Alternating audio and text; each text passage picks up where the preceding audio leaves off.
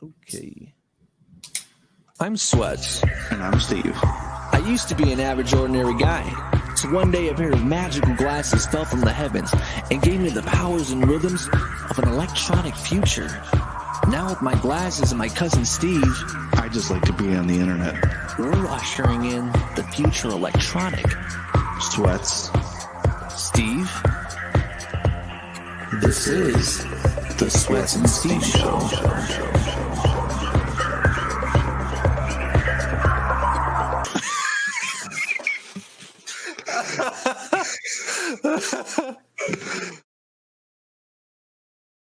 Yes, ladies and gentlemen, welcome to episode number 16 of the SWETZ and Steve Show. All right, what's going on, Steve?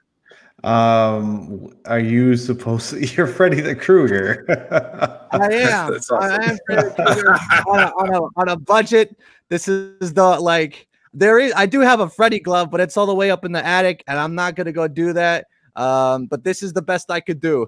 And the Bears aren't doing half bad, so I guess it's not that bad. That bad. Pretty good. Yeah. So yes. So ladies and gentlemen, welcome to episode number 16 of the SWETZ and Steve Show.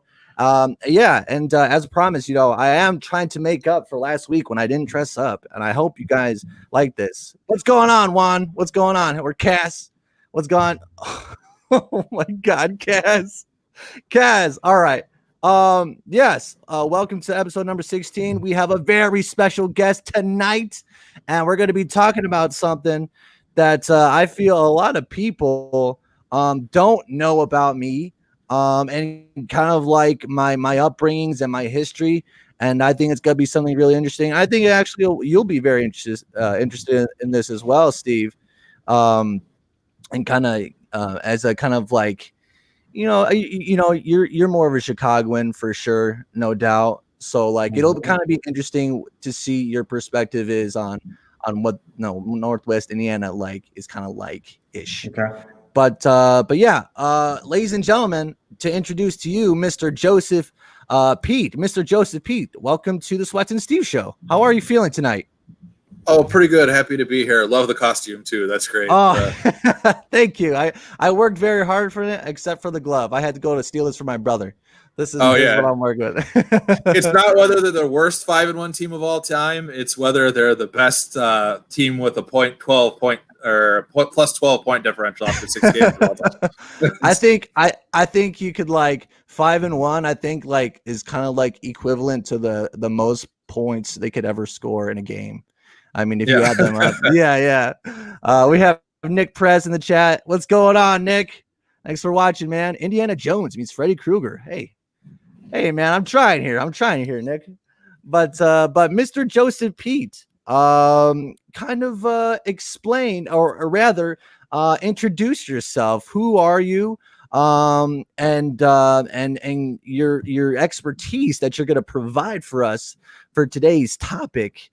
If you may, Mr. Joseph Pete, please take the floor.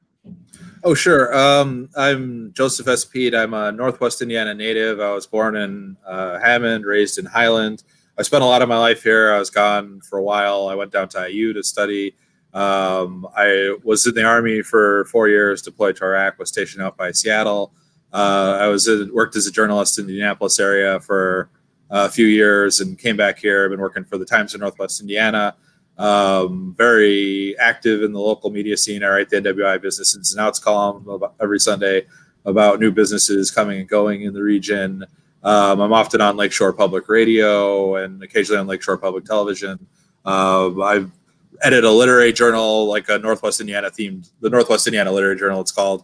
Very just active in Northwest Indiana matters. I've written 2 books, which both happened to randomly come out this year. It was not really intentional. It's just kind of how it played out. But I wrote Lost Hammond, Indiana, which is kind of a history of the city of Hammond and, its storied department stores, Perch Palaces, movie theaters, the Roby Speedway. It's bygone, a lot of the bygone history there that's kind of, vanished from the map, the Woodmar Mall, a lot of landmarks. And then I also wrote 100 Things to Do in Gary and Northwest Indiana Before You Die, which is published by Reedy Press out of St. Louis. It's kind of a guidebook to Northwest Indiana things to do, like the Indiana Dunes National Park, Three Floyds, Dark Lord Day, Pierogi Fest, everything down from like Fair Oaks Farms, which isn't technically part of the region, but it's kind of region adjacent to, Right. Calumet Fisheries in the south side of Chicago, to in Southwest Michigan, Redemax, and just kind of the full gamut of the region experience, everything from the beaches to, unique foods we have like lemon rice soup and square cut pizza, to, just the galleries, the restaurants, all the different things there are to see and do here, including some of the weirder and lesser known stuff like Shoe Corner, the Serbian truck stop in Gary that serves like allegedly the best Juicy Lucy in the Midwest, according to Food and Wine magazine. And I need to know. I need to hear that again. What was that one?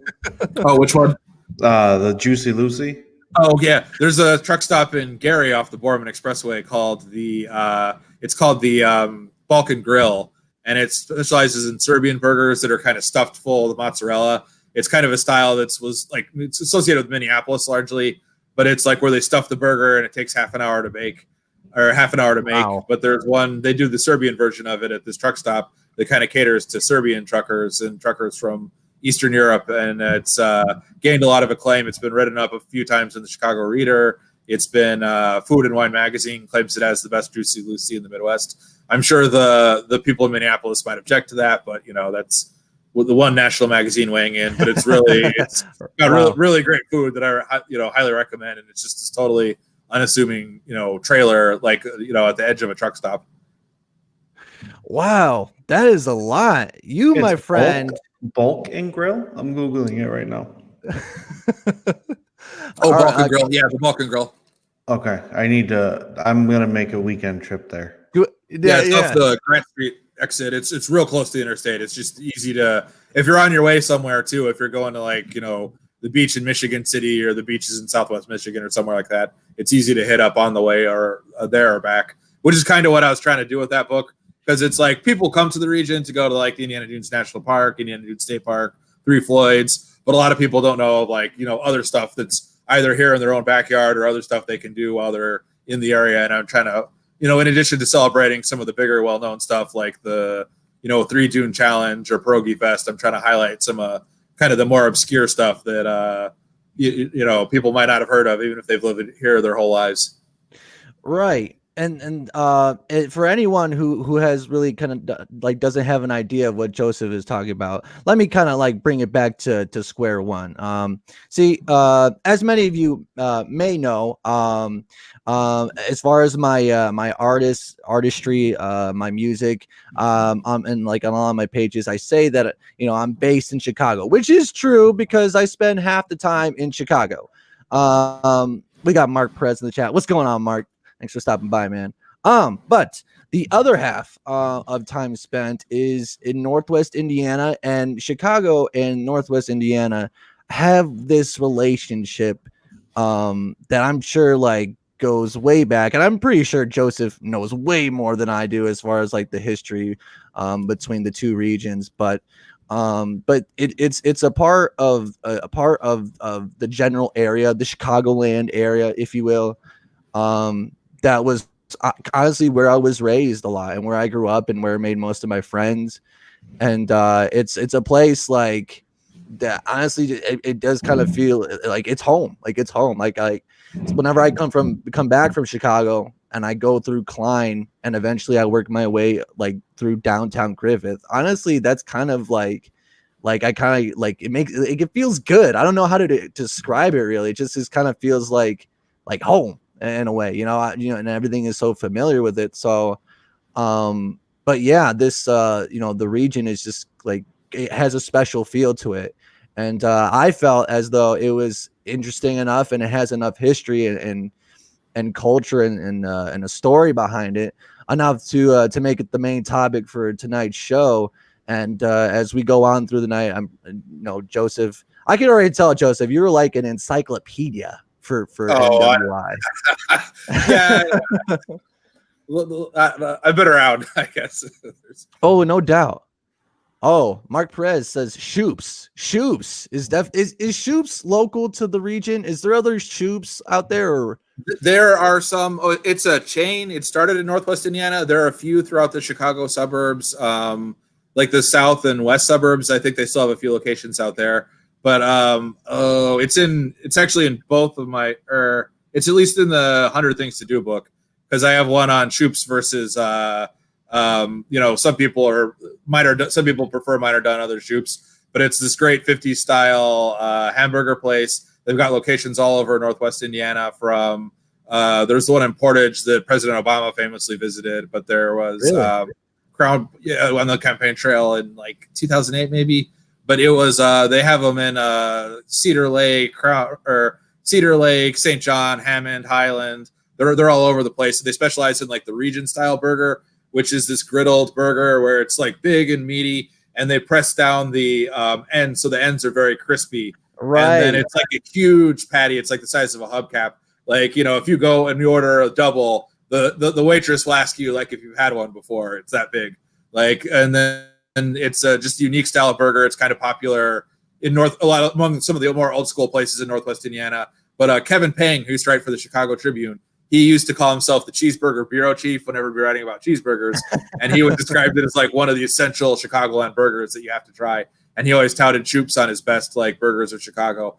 And it's such an iconic burger to the area. There's actually a restaurant in Chicago called The Region. It's a burger restaurant, and they strictly do like Shoop style burgers. I don't remember offhand what neighborhood it's in. We've been there a few times. They've kind of modernized it a little. Like they add jalapenos and they add like spicy sauce and things of that nature. But it's not it's basically like an homage to the traditional kind of cheeseburger. The Mickey you'd be able to get at Shoops, or the minor done version, like the Old English.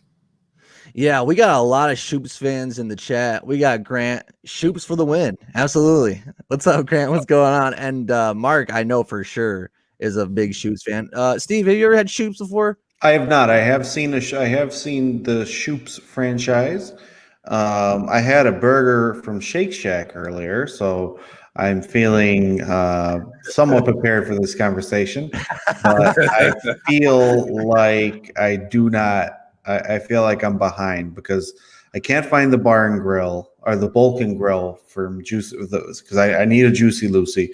Juicy Lucy's are some of the best things in this world. And I'm pretty sure I'm going to eat a burger tomorrow for lunch. So burgers two times in a week, Steve. Hey, you know what? For the winter? Yeah, we're bulking up for the winter. It's the pandemic. Absolutely. Well, yeah, if you want to bulk up, I think a Shoops burger could help you out with that, Steve. Maybe when you come by one of these weekends or something, we'll have to go to Shoops. So I remember last time. Oh, shower thoughts. All right, shower thought. Go ahead. Really quick, Joseph. Shower thoughts come on and everything stops. Vegans aren't actually vegan if they use gasoline, since it's an animal byproduct. Say that again, Steve. Vegans aren't actually vegan if they use gasoline, since it's an animal byproduct. As you can tell clearly, Mr. Pete, the Steve's shower thoughts are a very popular segment here on the show, and they're kind of sprinkled all about. Oh, okay, we got a second one. Damn, all right, go ahead. Coming in hot. I've been showering a lot, man. I've been showering a lot. All right, a California roll is the chicken nuggets of sushi. I'm gonna steal that. I like that line. It's all yours. Absolutely, that's beautiful. All right, well, but yeah, I have a good amount of questions that I want to get to asking Joseph. If you guys, the regioners in the chat, here's what I need you to do. I need you to share this out to your timelines or whatever, and also like the stream as well. Let's get more people in here and talking. But if you have your questions for Joseph, please feel free to put them in the chat. Before we get into like some of the questions that I had, let me get to Cape Cod here. He asked you, Joseph, what is your favorite book behind you there, Joseph? Oh, too many to count. I don't do favorites because it's I've got they're all your favorite. They're all your favorite. Not all, but like I've got several favorites. Like I don't know, Catch Some of them 22, are- Homeland, Oryx and Crake. A lot of books I just love. I never narrow it down to like one book or one film or one. You wouldn't eat, even if Shoops is great, you're not going to eat it every night. Like, you got to have, you got to mix variety. Remember when you argued about nuggets and cheese? Yeah, I do remember, Grant. Also another quick question, Mr. Pete, nuggets or chicken strips? Nuggets or chicken strips? It's a good question. Depends. Depends on the execution, I guess. Like Hardee's has fantastic chicken strips. I like that a lot. The execution. Where say that again, Mr. P. I'm going to give you the solo. Okay, well, for instance, like Hardee's chicken strips are very are hand breaded and are very good and juicy, whereas other ones might be dry, and some places the chicken nuggets stand out. Like McDonald's, I suppose, is a classic, but maybe it's not as good as what after they changed the recipe to all white meat or whatever. But like a Burger King chicken nuggets where it's like $20 for $1. There's a reason for that, and it's maybe not the best. Don't get those shining chicken example nuggets. of chicken nuggets. Do not get those chicken nuggets. Don't, please. I will pay you. I'll pay you not to get those chicken nuggets. Oh my god. What are they made of? Who knows? No one knows. I'm Freddy Krueger and I have nightmares about those 20 pieces for $1. That's, please don't get that. The Cherville Fun Center. The Cherville Fun Center. Have you come across that, Joseph? The Cherville Fun Center? The Cherville Fun Center. With the Fun Center, I don't know. The amusement park that used to be at 41 and Indianapolis Boulevard, was it? Yeah, there's Jack's there now. I assume they're referring to maybe that, but I don't have that in the book explicitly. But those are obviously very popular family destinations for people. By the Omni, I used to go to the Omni gym when I was a kid. That's right next to there. I remember as a kid, it used to have a cigarette. It was a gym, but it was hilarious because they had a cigarette vending machine like right in the lobby when you walked in, and then they had a full bar serving like full beer and liquor. And a lot of people after the pickup basketball games or whatever would go and like grab a beer. But I was always I like to joke with my brothers about like, oh, it's the paragon of health because it's like you get your smokes, you get your drink, and after a good like hard workout or whatever. And like now I think it's probably like a juice bar or whatever. But I haven't been in the gym there in a couple of years. But it's yeah. I mean, Cherville's known for its. They have that new up your alley bowling. It's like boutique bowling, and they have live music, and they have arcade and all this. Like they really seem to. A lot of the big like family attractions seem to gravitate to. They've got that Sky Zone in that same strip mall there by the Planet Fitness. A lot of the family attractions seem to come to Cherville. For Mark Perez is mentioning Celebration. Oh Station. Yes, I think I still have some tickets from Celebration Station out by the Star Plaza. The late Dean White built that out there. That was another childhood, fun childhood entertainment center. By the way, can we say a rest in peace to the Star Plaza Theater? It's so weird just seeing that empty lot across just as I drive past 30. No Star Plaza Theater. I don't know if you know this about me, Joseph, but I'm an artist. I'm a musician. I make music. I had dreams of one day performing at the Star Plaza Theater, but now dreams will never come true. And I'm at the Star Plaza Theater. Steve, well, you got it. Well, it's a little different for you because you're not from here really, so you never really grew up here. But like that's where I graduated at, and like I looked at the stage when my brothers graduated from Maryville, and they were going across on the Star Plaza.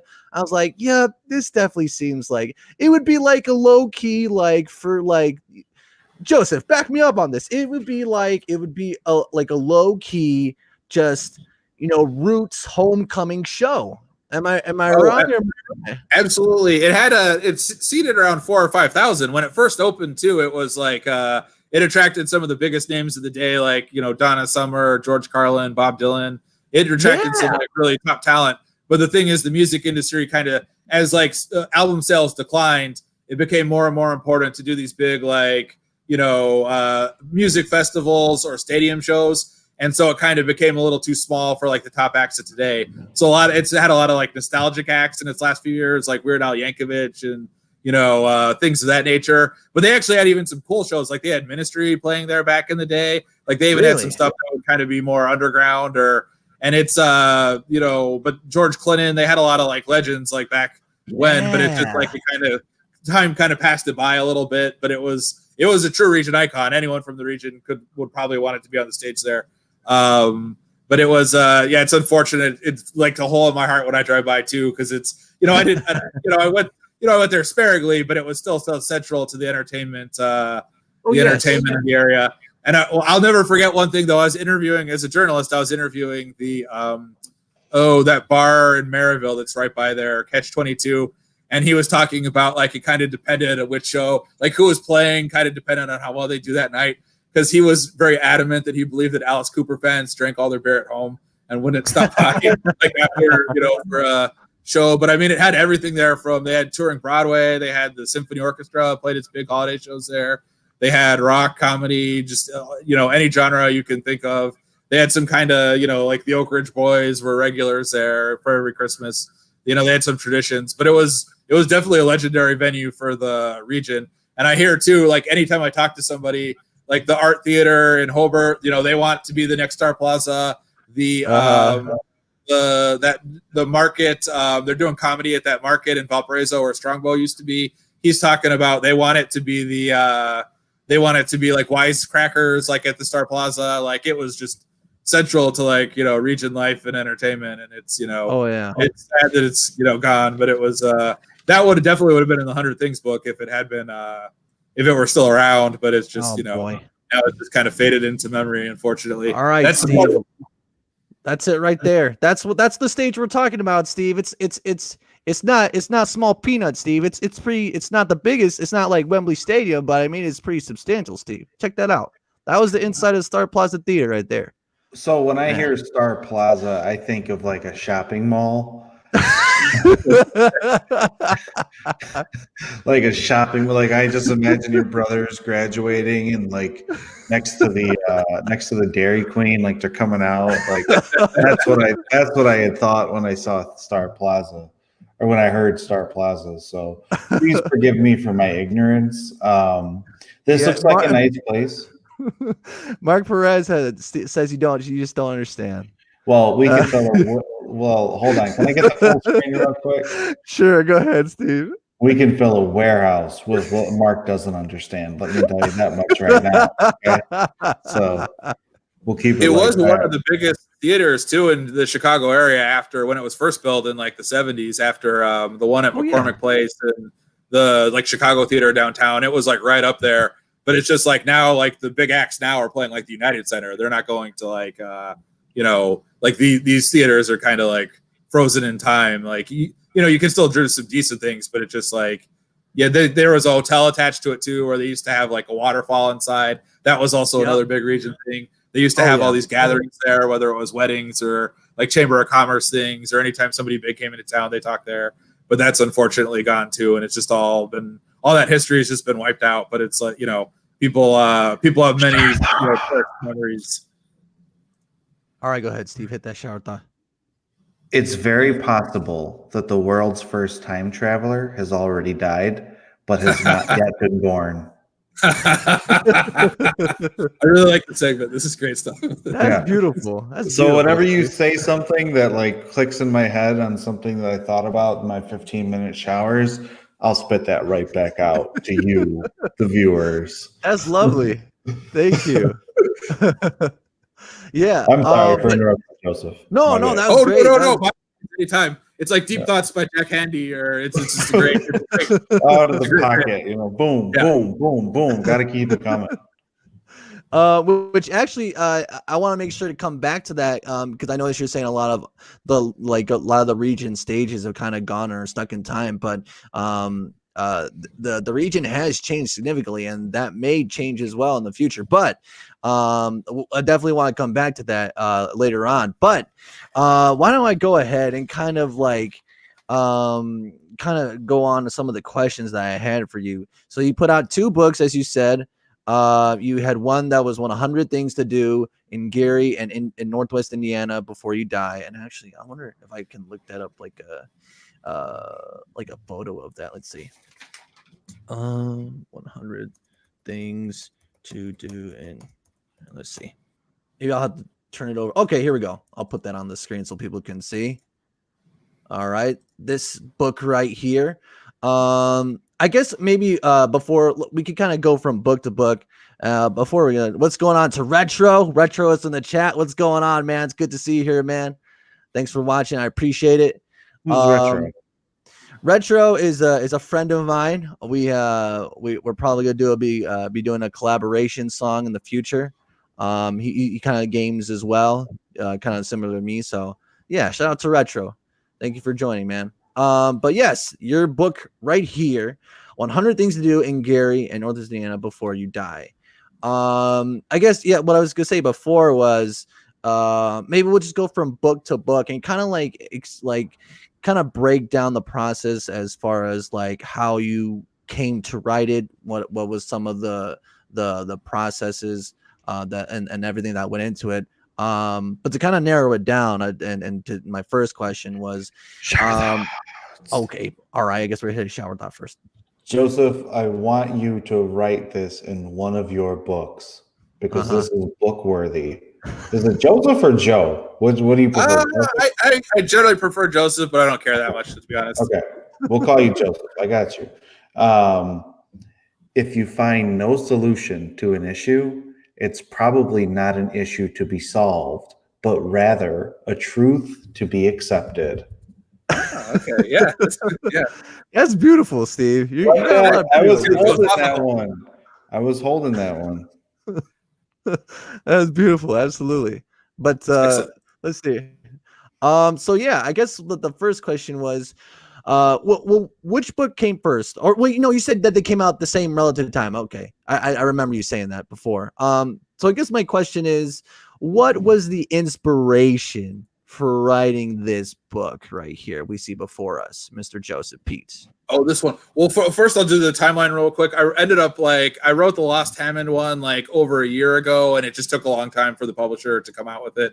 And then I wrote after I signed the second book deal with this book, after I turned that one in, and then I wrote this one in about kind of 6 months, and then this one just came out a couple months after I turned it in. So the one came out in April, and this one came out in September. But they were written pretty far apart, actually.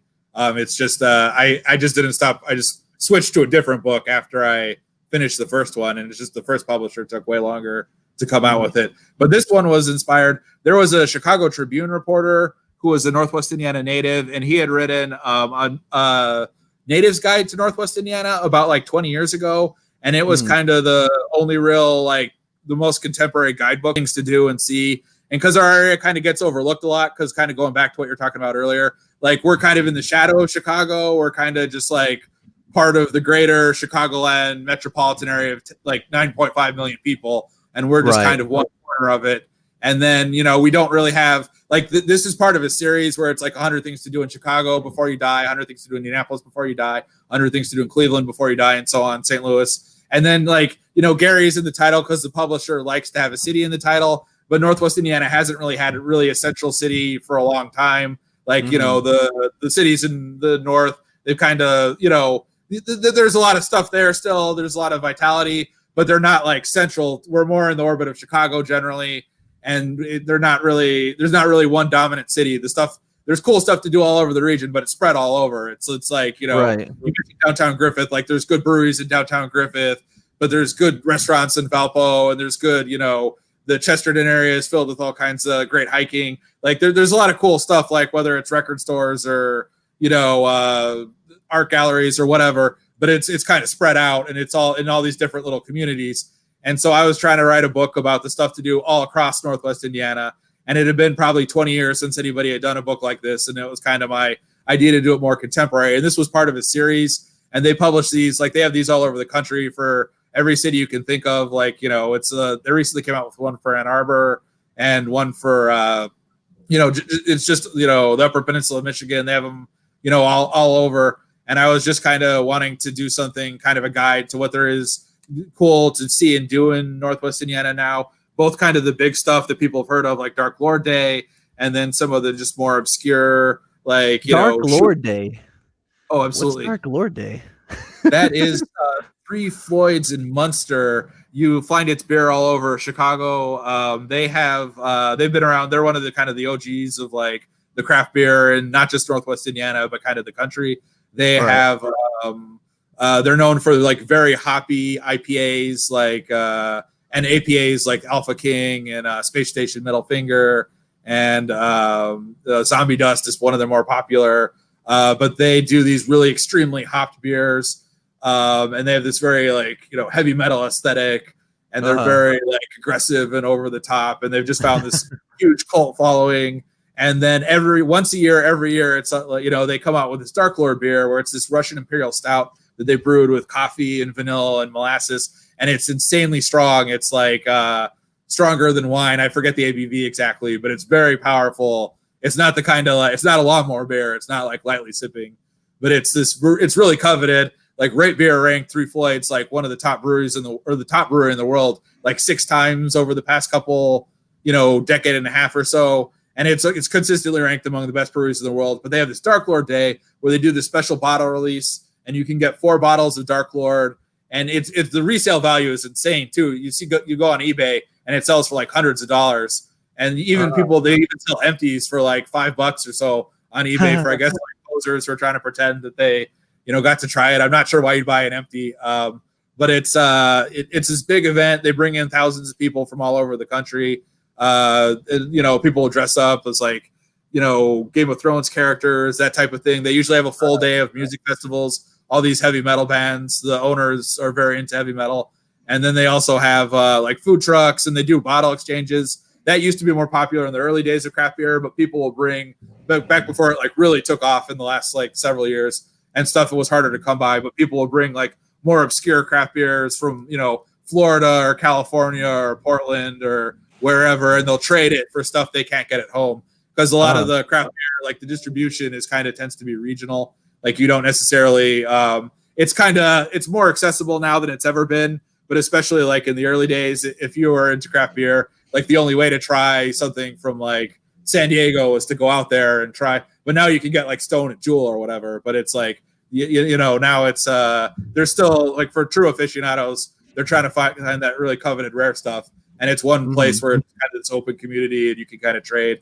But every year they do different variants where it's like they brew it and they age it in like maple syrup bottles or bourbon bottles or rum bottles or mezcal bottles or all these different, liquors. And there's all these unique varieties you can get like every year that they come out with. And it's just this big, for craft beer fans, it's definitely something, you'd want to try. It's a little on the pricier side, but it's like one of those, it's a big draw.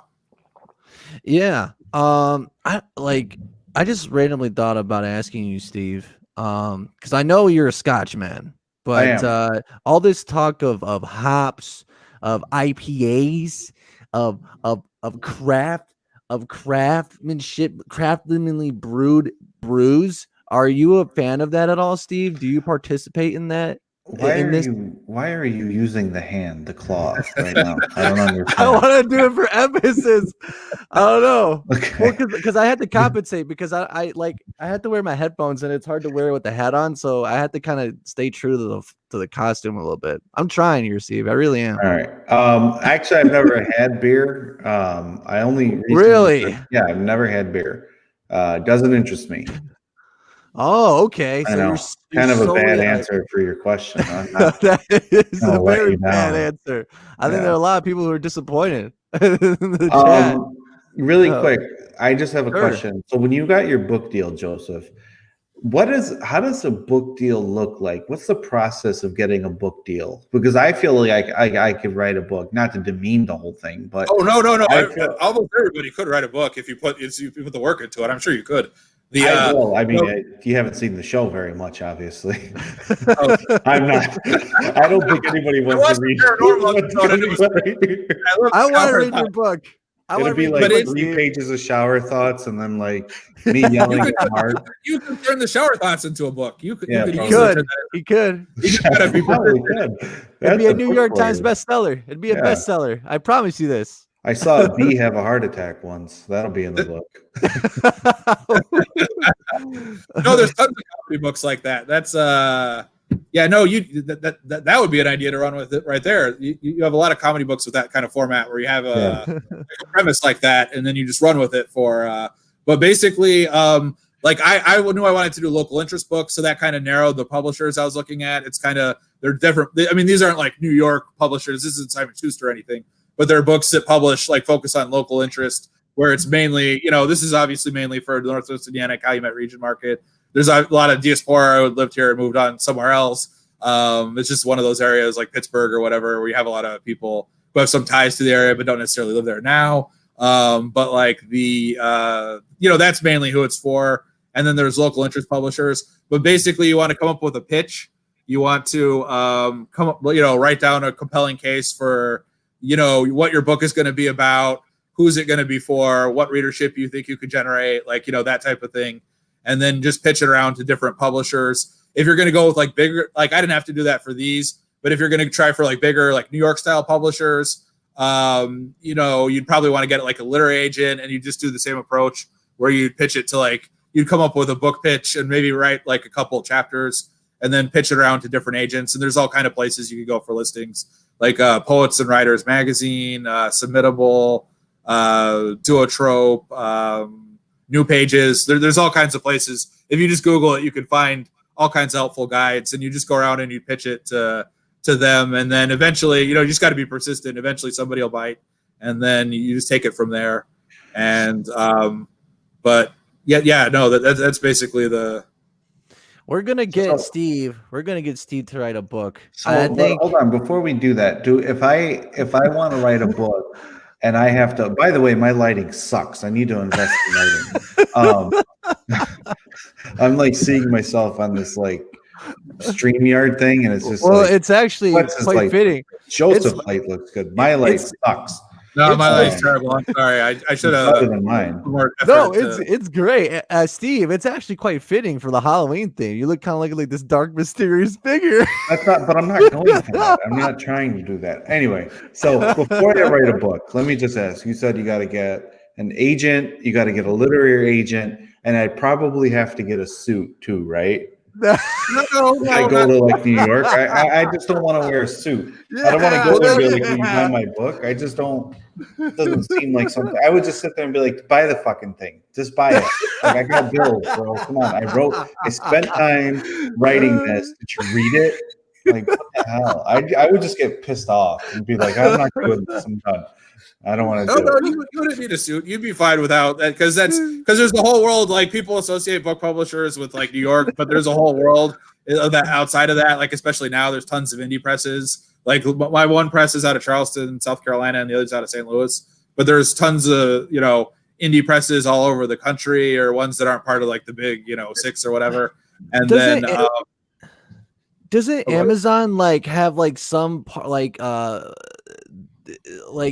doesn't Amazon have some sort of deal with like independent writers that could like they could do some sort of thing? I thought there was like some sort of connection with Amazon and people being able to put out their own books. Am I wrong? Oh yeah, Amazon also does self-publishing. They do where you can basically publish the book yourself. Some people have actually had a lot of good success with that. Like those not the Twilight.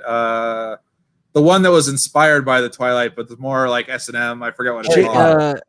No, she turned into movies. She started as doing like Twilight fan fiction, and she would self-publish it. And what they would do to get a lot of readers initially, Shades of Grey. The Shades of Grey. Yes. Thank you.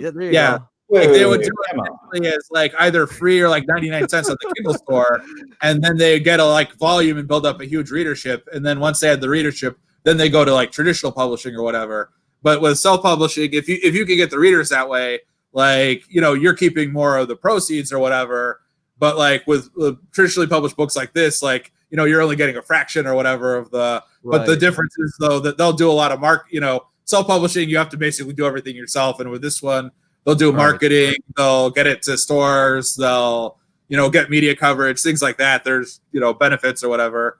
But with self-publishing, also tons of people have done that, and it's grown increasingly like a route to like a lot of people have done that, have gone on to be successful like recently.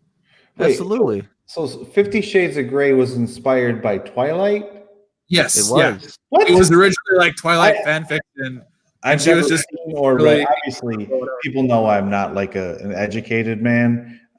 It's very evident.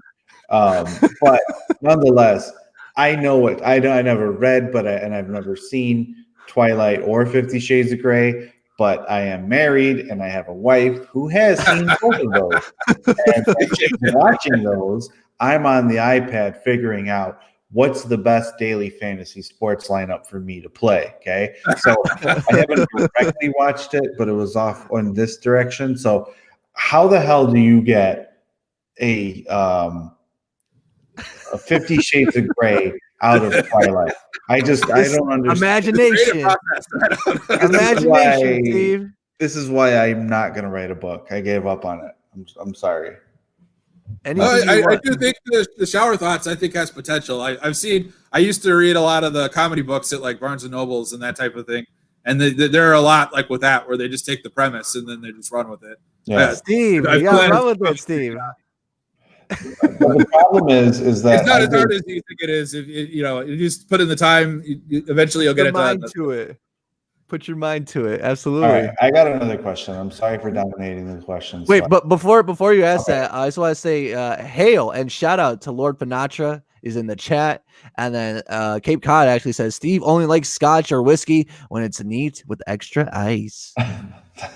Cape Cod knows you so well. We should get Cape Cod on the pod, and we should tell that story. By the way.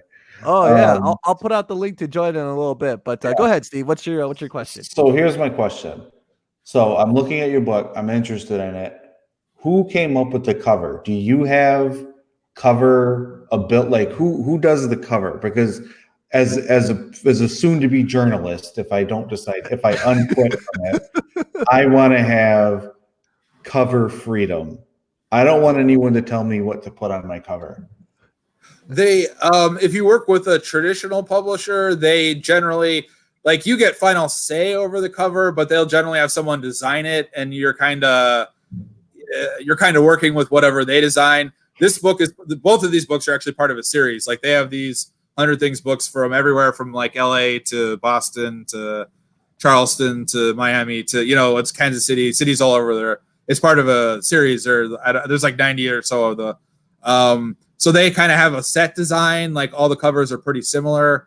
The only things that are kind of distinct with this one is that's a photo I took of the Gibson Woods, like in Hammond, where they have the flowering, the flowers in the pond there. And then so they're using the photo I provided, and then they came up with like the color scheme. But they have all these books I don't know if I have one handy to show, but like they have all of them pretty much more or less look like that, whether it's 100 Things to Do in Dallas or 100 Things to Do. It's all just variations, just different colors and different photos.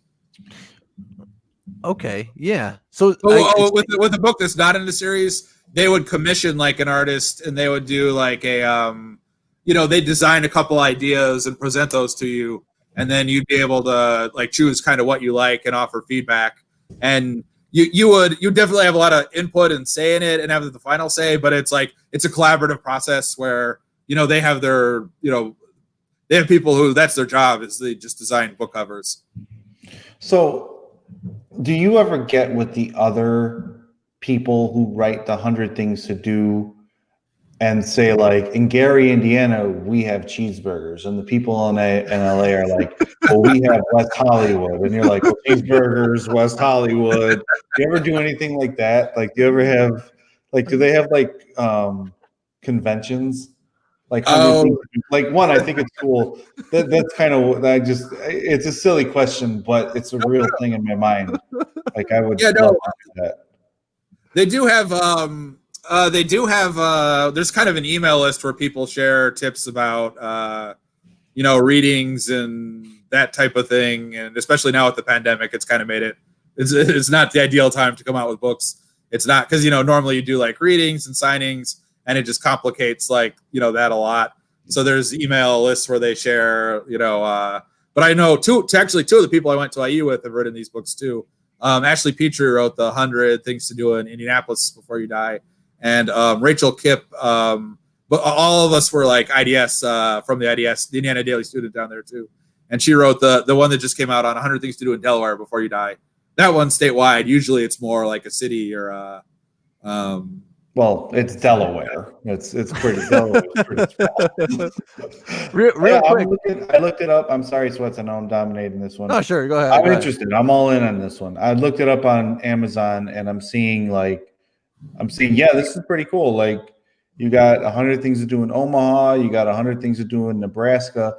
I don't understand the little bucket under the eye. I don't understand that. Yeah, okay, because it's supposed to be a bucket list. It's supposed to be like bucket list stuff. Yeah, that's where the whole that's the kind of the. But it's there's actually several of these. This is just kind of the biggest out of the series, because there's one like 111 things to do in Chicago, or 111 things you must do in Chicago. There's like 50 things you must do in Indianapolis. There are a couple different publishers that kind of do variations of the same concept. But this one I've seen the most. Like when I've traveled, I just usually see this one like everywhere. Like when you go to different museum gift shops or bookstores or that type of thing. But there are definitely other series. There's that 11 things. That one tends to focus more on like fancy photography. This one is more in kind of like, just quick descriptions of, different festivals and restaurants and experiences and, those types of things. But there are other ones where it's kind of more like, they have really lavish photography and they make it look really like, like a coffee table book or something. But so another question I have is, I just stumbled across 100 Things to Do in America Before You Die. Oh yeah. Did anything did anything in Northwest Indiana and Gary make it on that book? Because that seems to be the alpha and the omega of all of these books. You are correct, sir. But I think that was one of the first ones they ever came out with. Okay. So they don't have. It would be awesome if they did like a part 2. It's hard to. They probably will, because they're going to run out of places eventually. So they're going to need more, they're going to need new concepts. The last thing I'll say before, and I'll stop running over this. I like this one, by the way. Is I think there should be. Can I get the full screen? Sure, go ahead. I think there should be 101 things to do in all of these books, and that extra one thing out there is to subscribe to the Sweat and Steve show Thursday, Wednesday night, 8:30 p.m. That's right. I like that. That is how a pro does it. That is how to do a pro. That's how a pro does it. Oh, that's beautiful. That is seamless. Yeah, you're on fire tonight, Steve. You're on fire. I haven't even had any scotch yet. Big shout out to Maria AF from the Philippines. This is the first time I've seen her comment actually on the SWETZ and Steve show. What's up, Maria? I hope you're doing well. Thank you for stopping by. Maria, big friend of the SWETZ and Steve show, and me in general. Shout out to her. Who else we got in here? We got Lord Panatra. Real quick, guys. If you're watching this on Facebook or wherever, can we get a little bit more likes? And let's see if we can beat our record of 22 consecutive live viewers. Can we beat that record tonight? I don't know. I need your guys' help. So make sure to share this out and like it, as I said before, please. But yeah, great. This is wonderful. Another question that came to my mind when I first saw this. Have you done, did you personally have to go and do these 100 things in Gary / Northwest Indiana, Joseph? They generally they have guidelines for books like this, because it's supposed to be formatted in a particular way.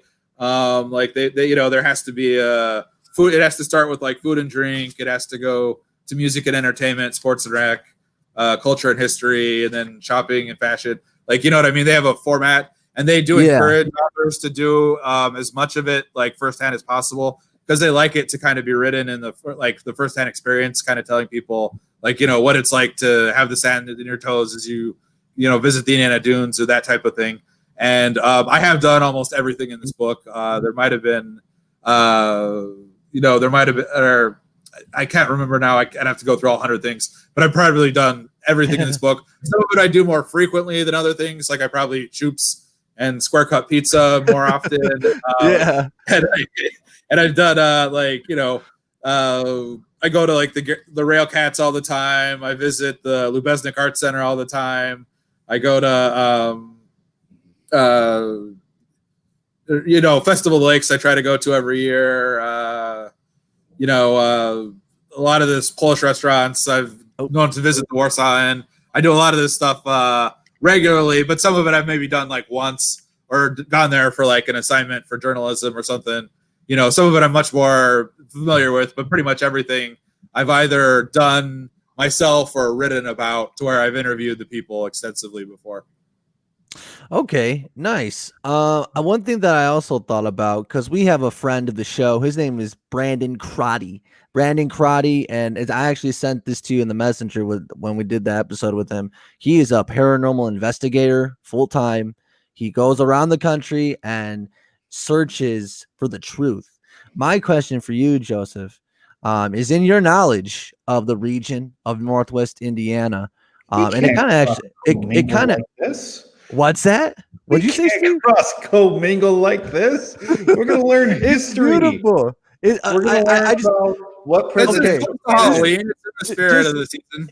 Right, in the spirit of the Halloween spirit, and in this month in general. And you can make it a brief if you want, but haunted sites, haunted locations for Northwest Indiana, because there's a high possibility that Brandon, if he secures funds to make a trip, that he could come over here, and I'd love to get to see him in person.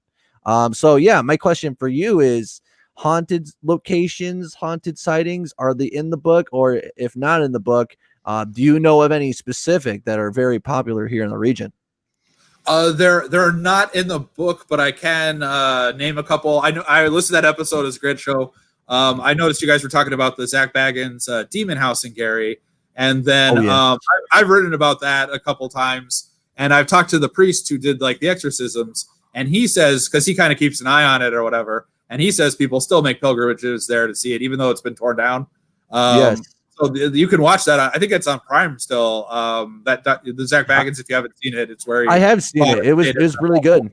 Oh no, I was talking to the people like at home or whatever. Oh yes. There's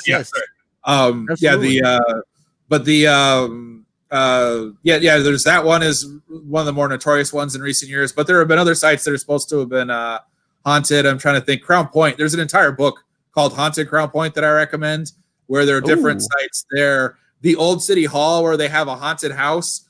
It could be marketing hype or whatever, but supposedly that one has had some paranormal activity. The people who run the haunted house in the old city hall down there, they like to say it's the only actually haunted house in the region.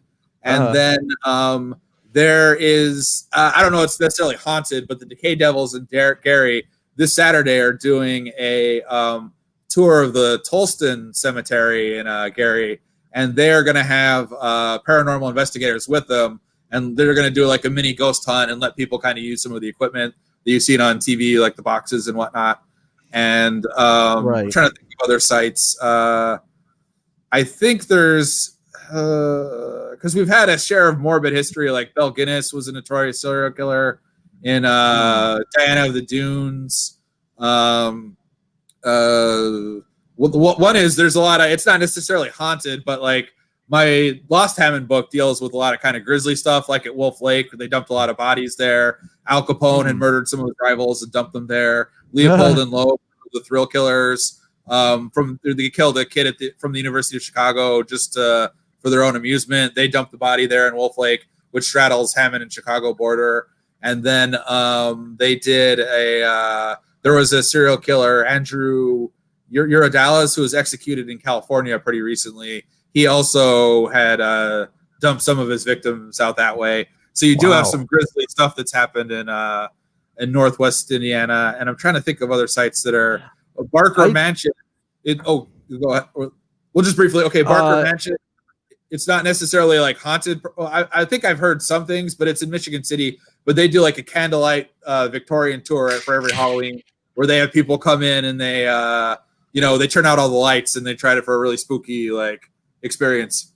And then also the book does have haunted houses in there. It talks about Reaper's Realm, which is 3 floors of flights in the former Joseph Myers Botanical Garden, and it talks about the haunted. That one in Lake Station that's really popular, where it's the haunted insane asylum or whatever. And both of those are big draws for people throughout like Chicagoland. I definitely had to like look into that and definitely like pick up that. Do you know if that book is on Amazon, that Haunted Crown Point, or any of these? Yeah. I've seen it at local bookstores and like Miles Books in Highland and other ones, but I'm pretty sure you'd be able to find it on Amazon or some of those sites, because I'm pretty sure it's still out there. I've seen it around locally, but it goes in depth. Like it's got a lot of good information in there. I've read it before, but it's just been too long for. I think I looked at it while I was researching one of these, because I tried to read as many like region books as I could. I definitely want to pick that up, because I definitely like to research a little bit and show it to Brandon and definitely try to get him out here in some shape or form. Real quick before I wasn't sure if you're gonna say something, but I just want to shout out Kathy. What's going on, Kathy? It's good to see you here. Kathy's a super fan of ours. We love her to death here on the show. Absolutely. We got Stosh in the chat. What's going on, Stosh? He says, I think there's a haunted abandoned private school near Lowell/Cedar Lake, isn't there? I don't know. Do you know anything about that, Joseph? It's not ringing a bell, but I wouldn't. You wouldn't doubt it. Yeah, exactly. Yeah, exactly. Yeah, it's there's I'll have to do some research. Let's see. Wolf Lake sounds like a place that needs investigations. I would suggest that as well. it's been more tame recently. Like that's one thing I was pointing out the other day. Like in Lost Hammond, it talks about all the bodies that had been dumped there because it was pretty remote at the time, even though it was supposed to be like Indiana's first state park. Well, that never actually came to fruition. But then they nowadays it's like a recreational like place, and Men's Journal has even called it the best place in the country to go windsurfing. You don't see that many people windsurfing out there, but it's you see a lot of people fishing and kayaking and so forth, and it's a lot tamer than it was like 100 years ago. But this isn't haunted per se, but it was something cool I learned about today that I'm going to be writing about soon. Because of the COVID pandemic, a lot of these haunted houses have been closing for this year. Some of the bigger, like Reaper's Realm, is closed this year and so forth. But so a lot of car washes have been turning into what they're calling tunnels of terror, where they're doing haunted houses in car washes, where they have like Freddy pops out at you, Jason, some guy with a chainsaw, whatever.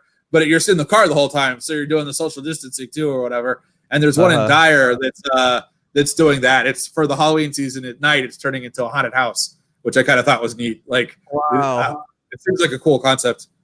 Yeah, it's definitely clever for sure. Did you have anything to say about that, Steve? You seem pretty amused by that idea. No, I'm just looking over my shower thoughts and thinking, can I sprinkle one in here? But go ahead. You don't have one yet? It's still coming. I'll go with an oldie but a goodie. All right, sure. Go ahead. Shower thoughts. Go ahead. You can't describe the flavor of milk. That's one of my favorites. I remember that one. That's one of my favorites. That is very true. And I do drink a lot of milk. Milk tastes like milk. That's the only way you can describe it. All right, let's see. Another question that I'd like to ask. Can I just say something real quick? Go ahead. You know what goes on in my household, guys, is I walk around with a notepad, and I'll literally just like think of like random things in the shower. So I'll like take a notepad. So my dear sweet wife, when I'm in the shower taking a notepad, I'll just start yelling, Fiona. And she'll be like, I am not coming in there and writing a shower thought for you. I'm like, but it's really good. So like sometimes like that's what's going on sometimes in my household.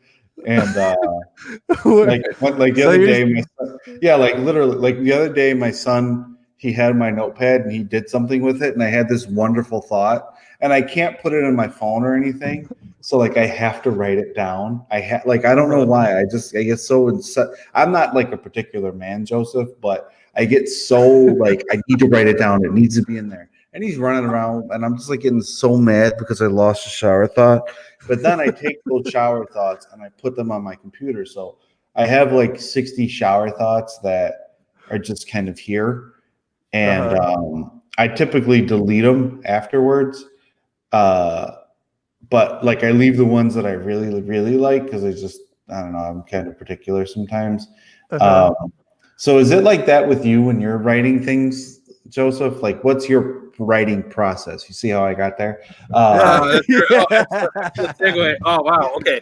Yeah, that was masterful. But I was going to suggest, I think they do. I think they do those survivalist things. I think they make like notebooks that are waterproof, like notebooks and pens. Like like they have the astronaut pens where you can write upside down. But I think they have like a waterproof version that you might like. It would probably be worth just leaving it like in the bathroom. Like you might be able to. Steve, he's a wise man. Yeah. Well, part of the fun is annoying my wife and telling her like she's done it like 2 or 3 times. You know what I mean? 2 or 3. I know the difference between 2 and 3. I just put it through. Anyway, she's done it like 2 or 3 times, and now she's just like, "This is ridiculous." Like, I don't know. I'm not doing like that's kind of part of the fun. So now she's gonna get me that for Christmas because she's watching upstairs. By the way. Okay. That's wonderful. All right. Thanks, Joseph. Merry Christmas to me. Yeah. Sorry. That's gonna make a great gift. Out there. But I think maybe one of the last questions I had for this particular book is out of all 100 things to do in Gary in Northwest Indiana before you die, Mr. Joseph P., what is your favorite out of all the 100? Oh, I don't know that I can narrow it down. It's like I'm not into like favorites like that. Like I forgot. Yes. No, it's cool. Eating shoops, but it's like eating shoops, right? Well, like, for instance, it was pointed out like I did the shoops and mine are done, and someone pointed out I tried to do it very objectively down the middle and not like take a side because it's like there's just a lot of great stuff. Whether it's most of this stuff I'm pretty enthusiastic about too. There's a reason it was picked because there's a lot of like stuff I had to omit, unfortunately, that I thought was like great too. But for one reason or another, like, the Gary Air show is pretty cool, but they haven't had it in a couple of years now and they don't know when it's going to be back. Like, they have a Wizard of Oz festival in Chesterton that's supposed to come back. But, stuff like that where it's like, you don't know if it's not reliable every year. There's all kinds of other ones where, different bookstores or, places I like going that just didn't necessarily make the cut, but it's I wouldn't say I necessarily have a favorite, but I like going to galleries. I like eating at restaurants. I like Punchki Day. Polish food is great. Like love Polish food. Greek Fest, Serb Fest, Savaki. You can't beat that stuff. There's just a lot of different experiences. It's like the wide variety too. It's like it's a lot of stuff I wish I had known about too when I was a kid. Like that was part of the reason why I came back to the region because I always felt like I didn't fully appreciate it. Like I wasn't like, because you go to the city a lot. Like you spend a lot of time in the city and doing, there's a wealth of stuff to do up there, whether eating or, so you don't necessarily appreciate like all we have here. It's just easy to spend the whole weekend in Chicago. But like the Friendship Botanical Gardens in Michigan City, it's like really nice strolls, and the Valparaiso University has a cool jazz fest, and there's all kinds of trails, and there's a bat company you can tour in Valparaiso where they made bats for a lot of like Major League Baseball players, and there's there's just and mafia people probably too. Oh yeah, Mafia it is probably put a good yeah. There's the Chicago outfit used to be big out here too because they were trying to escape. They were historically like they're South Side and South suburbs. But like as the heat got more and more, they started moving out to further and further. And I think at one point, like the boss of the Chicago outfit, like many years ago, used to live all the way in Valparaiso.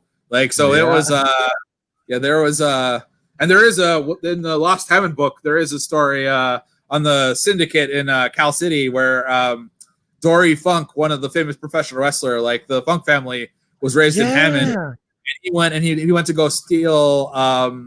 They had the slots or whatever, and him and his friend figured out the scam where they could plug the slots, and then they would make money that way. And then, but you don't want to do that because if you're messing with the Syndicate, Chicago Syndicate, they don't take kindly to people stealing from them. So the kid, he went on the run when he got in trouble. They got caught, and he took a train, went down to Florida, and then when he finally came back, the father took him in there, repaid, made him repay entirely, made him apologize, made sure it was all clear, and they wouldn't come after the kid at all. And then, they went on, Dory Funk and Terry Funk went on to be two of the biggest names in, wrestling. Terry Funk was a hardcore legend. Dory Funk trained the Hardy Boys. They had a big, significant impact. Yeah, that's cool. Terry Funk, absolutely. Yeah, that's amazing. I love Terry Funk. And I'm pretty sure the WWE came to the Hammond Civic Center at some point.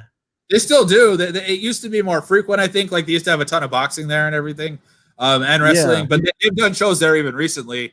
It's on their, it's not the they're not going to do a pay-per-view there or anything because it's kind of a smaller venue. But they have it back a couple times in just the last few years. They do some of their shows there. The Civic Center. Yeah, definitely has seen its fair share of famous people for sure. We got Jeremiah in the chat. What's going on, Jeremiah? Thanks for stopping by. He says, here's a shower thought, or really more of a paradox. If Pinocchio says my nose will grow, will it grow or not grow? Well, here's the thing. I saw that in the chat. Here's the thing. It's not a lie if you believe it. So you take umbrage with this paradox / shower thought, Steve? Is that what you're saying? Umbrage. What the hell does umbrage mean? Umbrage means you're that literally. I mean that literally had me scratching my head. That's a real thing. Well, basically, you have not necessarily an offense, but you're taken aback by the shower thought there. Is it taken aback or is it taken back? I'd say taken aback.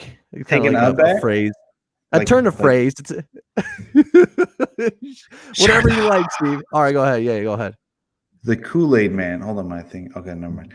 The Kool-Aid Man is either the pitcher or the juice inside the pitcher. How the hell do you spell pitcher, by the way? It's Pitcher, right? That's how you spell pitcher? Yeah, like a pitcher? Yeah, Pitcher.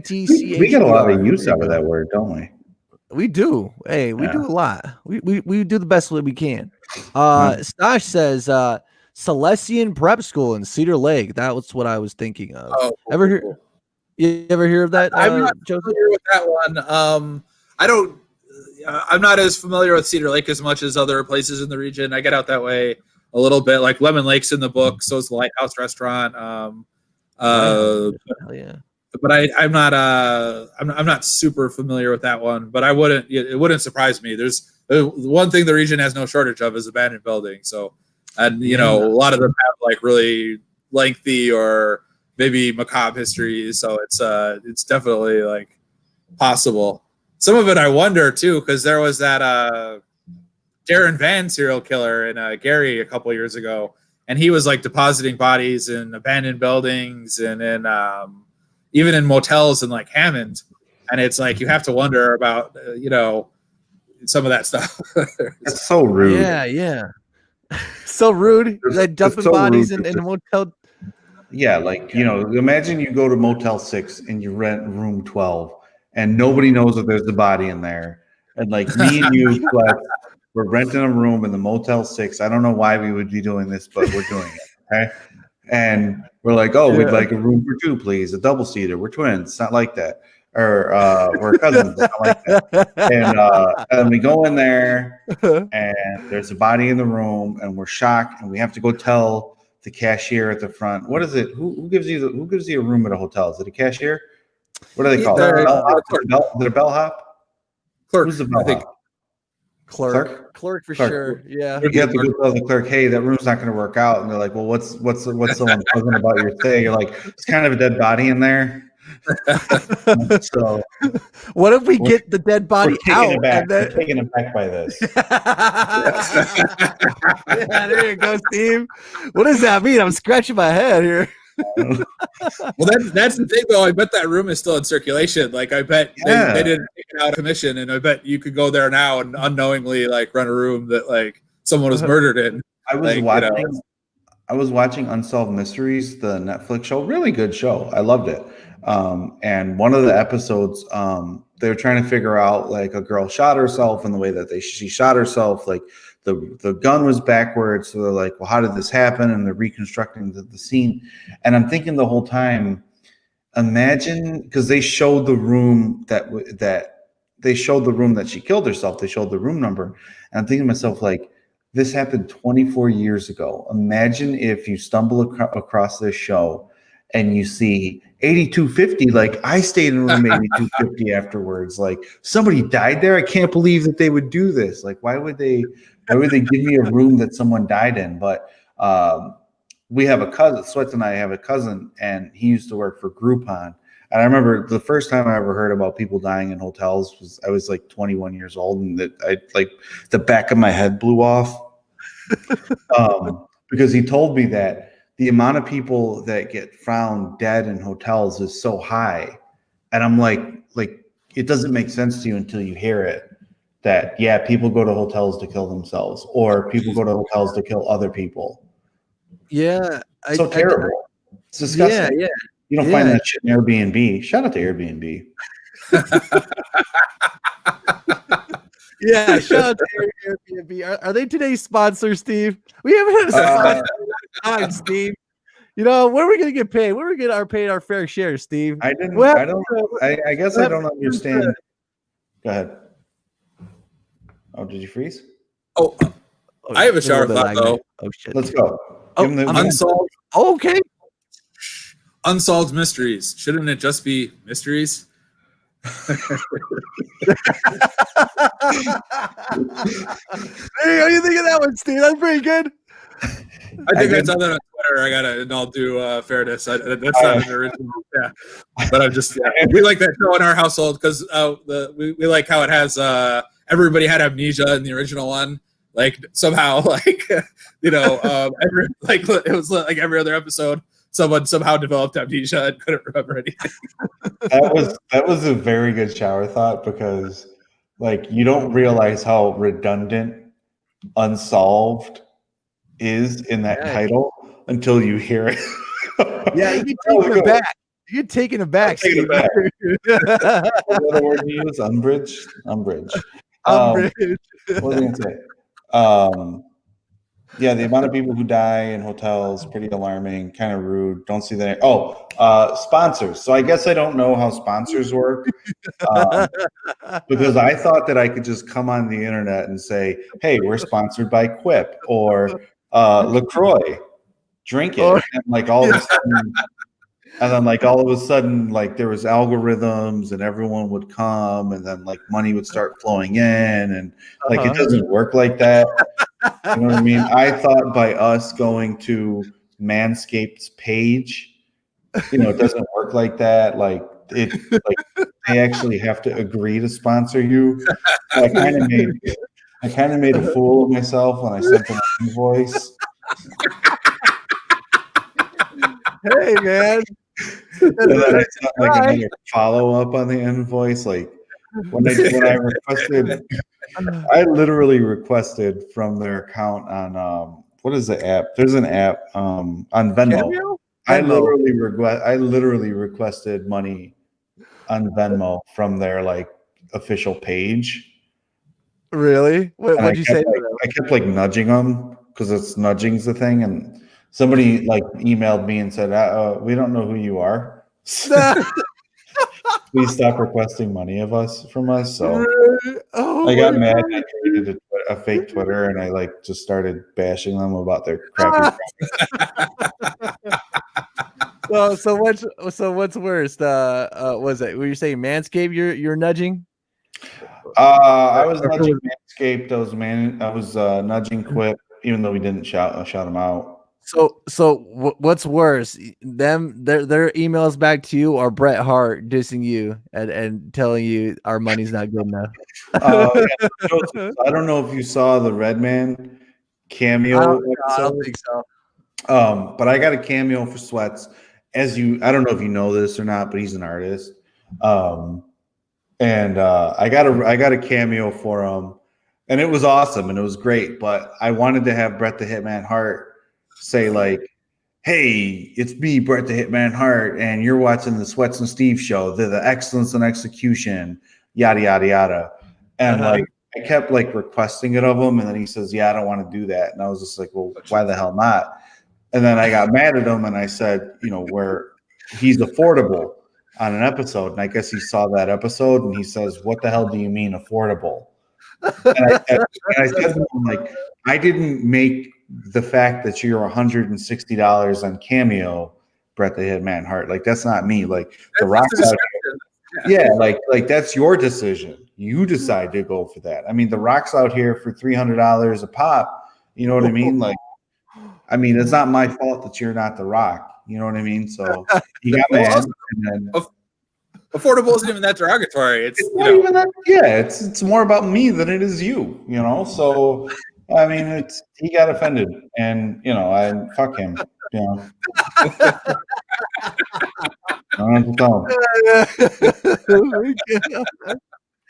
Oh man, the stories that we got here on the show, I love them all. Kathy says Steve is the outside the box thinker. He wonders why things are the way they are. LOL. It's pretty fair to say. I think Kathy's your biggest fan, Steve. I think she's gonna be Stevie. The Stevies, is that what we confirm what your fans are called? I don't like that name. I don't like that one. All right. Well, whatever the name is, she's number one in that. Shout out to Kathy for sure. There's cool stuff in Kentucky too. I have no doubt, Kathy, that there is cool stuff in Kentucky. I'll have to make a trip out there sometime. I don't know. But yes, absolutely. This is wonderful. Great. So 100 things to do before you, and 100 things to do in Gary and Northwest Indiana before you die. Link is in the description if that book interests you. So it'll take you to the Amazon link to purchase that. I'm going to buy both books. I haven't got around to it yet just because I've been so busy this week, but I'm definitely going to pick up 2 copies. I'm going to read those through all the way through for sure. So yeah, link in the description. And I think I could go ahead and drop the link in the chat for you guys here. Let me see here. Let me copy paste that right there. And let me post it right here. Yes. So now the link is in the chat if you guys are interested in purchasing that book. Authored by none other than our special guest, Joseph S. Pete, which I'm having a great time so far. Are you having a good time tonight, Joseph? Oh, absolutely. Yeah, you guys are great. I'm going to definitely be watching more of the show. Hell yeah. I appreciate that. Thank you. But yes, that book is in the chat now and also in the description. Check it out. Okay, let's go. Another one for your next up and coming book, Joseph. The biggest trolls in history were probably the people who named Iceland and Greenland. He knows what I'm talking about. He knows what I'm talking about. Yeah. That's what we do here. Right there. Oh, right there. There you go. It's a zinger. Yeah, right this way. That way. My hand doesn't go that way. What the hell's wrong with my arm? I don't know. You gotta Right get that checked out. It's too late. He was already laughing. But so we do here. Entertainment. Yeah. There's no truth in advertising in either of those. Yeah, there is. Kathy says, I am just a fan of you both, period. Oh, thank you, Kathy. I appreciate that so much. So yes. So I guess what we can talk about next is your second book. I have pulled up right here. Lost Hammond, Indiana. Written by Joseph S.P. That is a beautiful cover. What is that cover? What are we looking at here? Oh, that's the EC Minus department store, which was kind of one of the Oh, one of the big two. Well, there are more back in the day, but it was one of like that and Goldblatt's are kind of the department stores that the downtown Hammond was once known for. It was once like a huge regional shopping destination. Downtown Gary was too, but to a lesser extent. But back in the days when department stores were still kind of a thing. Unfortunately, they're dying now. Back before they moved to like shopping malls, it was the big thing. You get dressed up, you go downtown. You'd eat somewhere at a fine restaurant and go see like a movie. And they'd have these grand, opulent shopping or department stores. And Minus was kind of the homegrown one. Goldblatt's was a chain, but Minus was founded in Hammond, and they had a couple other locations. They were in Cal City too, and a few other places. But it was, it was just kind of the place where they had it, so that, it was like Sears, where they had something for everybody. And it was one thing that. One little known like remnant of it, the Goldblatt's clock, the famous it still hangs in the Hammond Library, and then one trace of the EC minus that's still around that a lot of people don't necessarily know about is they used to have this big art salon, the South Shore. It's now the South Shore Art Salon, but it started out as at Marshall Fields, which is now Macy's in downtown Chicago. But then it was like something to do with the Great Depression. I think they ended up canceling it at Marshall Fields. They weren't doing it there anymore. So Minus agreed to take it on in like the hat department. And then so all the local artists would do this big annual show at the hat department of EC Minus in downtown Hammond. And then when they formed the South Shore Arts League, which is based in Munster, and they have locations all over like Hammond, Crown Point. They do a lot of arts programming down Northwest Indiana. But their logo is a hat, and it's explicit reference to that, the hat department in EC Minus and how it used to do these big art shows. This strip that we're looking at here, would this happen to be the former shopping center that's like right off of Sibley next to First Baptist Church and yes, yeah, I think so. It's because I previously went to was a member of the church. And like they had purchased all that property, all that former like mall area, and that's a lot of land and a lot of building. And I was, and obviously they used it and converted it for whatever like Sunday school and stuff like that. But yeah, that's a lot. That's and a lot of history there too as well, no doubt. That's wow, that's crazy. But I guess kind of going more in depth into this book specifically, when you were writing this book, what was the research like? What did you have to do to find out about all this history? Like how hard was it? And like where did it take you? Where did the journey to learning about all this history, like what was it like? Well, the this book was definitely a lot more research intensive than the 100 Things. Like the 100 Things is a lot of stuff I was already familiar with and have done firsthand. Like going to the dunes, I did that all the time as a kid, and still do. But a lot of that was just kind of like, well, making lists and like what are we going to include, what are we not going to include, in all these different categories. This one was more. I was generally familiar with stuff like Phil Schmitz, but I didn't know that they had a explosion and fire, and then it moved to location, and that some of the firefighters were hurt because shotgun shells exploded in some guy's trunk when that happened. I didn't know a lot of those like specific like details.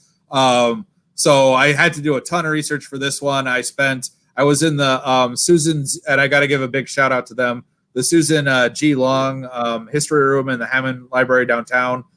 They have an excellent wealth of resources. A lot of the photos in the book are from there, and also from the Calumet Regional Archives in Northwest Indiana, another place in IUN in Gary, which is another place like I did some of the research. But they have a lot of like old newspaper articles, historical artifacts. I got a lot of the newsletters from the Hammond Historical Society.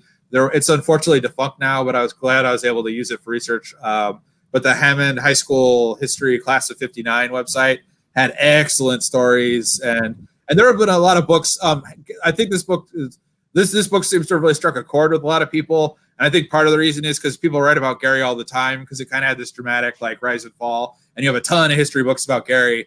but just as many people came up through Hammond and everything, and it was like had the big regional downtown. Like I spoke at the Cal City Historical Society, and they were like, "Oh yeah, that's where you went to shop back in the day. That's where everyone here." We didn't really, our downtown wasn't really built up as much, and but downtown Hammond is where you went. And then so a lot of people have like fond memories of it, and a lot of I spent a lot of time there, but it just hasn't gotten all the attention, like because Gary had a lot of like the dramatic decline of a lot of buildings like the Palace Theater, or the City Methodist Church, or we've all seen and so it tends to get like it has that really dramatic story arc that a lot of people gravitate to. And Hammond is the downtown Hammond isn't what it was, obviously, but it's like Hammond isn't like anywhere near that dramatic decline or anything. Yeah. And so it kind of gets like kind of overlooked as just a mid-sized city, and then this area too is just so balkanized. Like you have Northwest Indiana, like between Porter Lake and Porter counties and LaPorte County, you have more people than you do in like Cincinnati, Kansas City, a lot of smaller or mid-sized cities with like even professional sports teams. Like there are a lot of people live here, but the population is all divvied up in all these different cities and towns. And you don't, the industrial, a lot of the population has shifted from the industrial towns in North Lake County, kind of south or west. And it's just kind of just a really balkanized area. But with this book, I had to, I spent a lot of time in the library doing research. I spent a lot of time researching the Times archives. I read pretty much every book I could get my hands on that had anything to do with Hammond. Or one of the best ones actually wasn't even by like author. It was like they did in 1975, they did like a centennial book, which a lot of the members of the Historical Society contributed to. And it just had some great stories in there. Like it was like written by different members of the Historical Society. And they just had some really good, like vivid detail in there.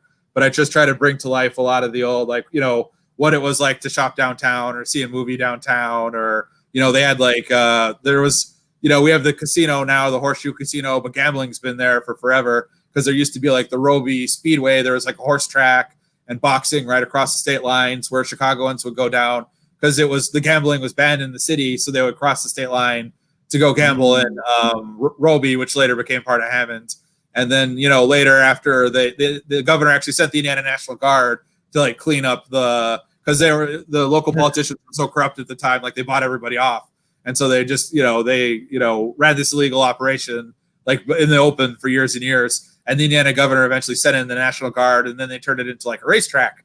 And then they had like races there, which Gene Shepard like famously wrote about. And a lot of people went on to race at the Indianapolis 500. But it was so crazy that they'd have like, literally the race cars would burst through the fence in one case and onto Indianapolis Boulevard.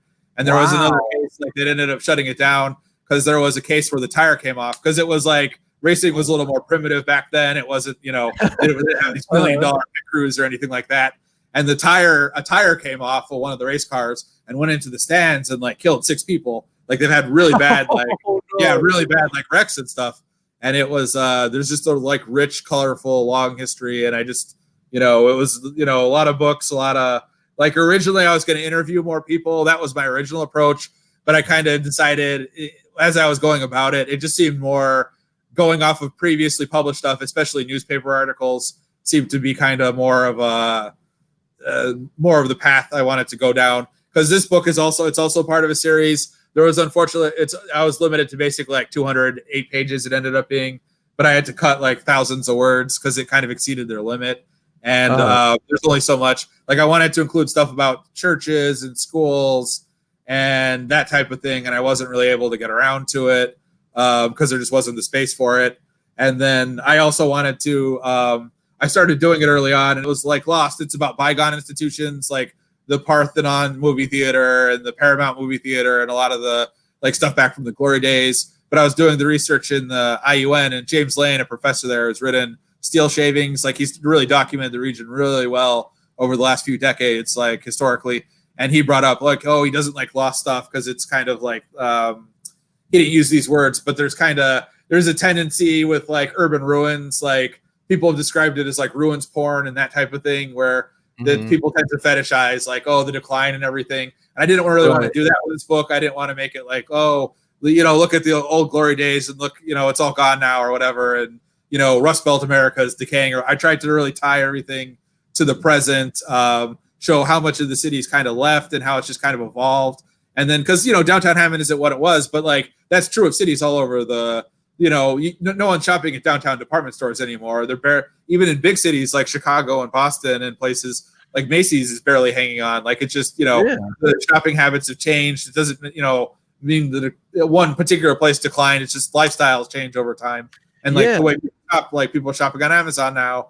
People they've gone through different iterations of how people do things. So I didn't want to present Hammond in any way of like being in like decline or everything. I tried to tie everything back to the present or just how stuff has evolved. And then some of the buildings are still there's a herb garden. Joseph Myers did this like mail order herb company where they were shipping herbs like in medicinal cures like literally all over the world out of Hammond, and they were growing it right on the banks of the Little Cow River.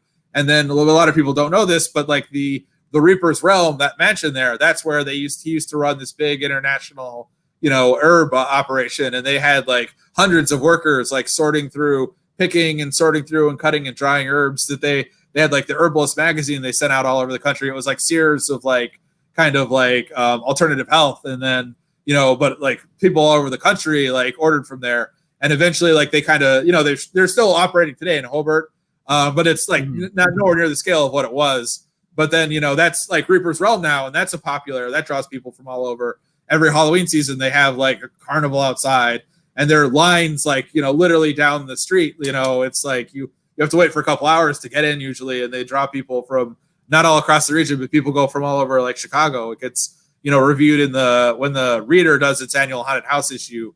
That's always in there, and it's but stuff maybe stuff isn't necessarily used the way it was, but it's some of these landmarks they're still around. They've just been converted into other uses to kind of better suit the time, I guess. That's I like that. I like that angle that you took from it, like because that is kind of actually that's kind of the first time I've heard that term, ruin porn.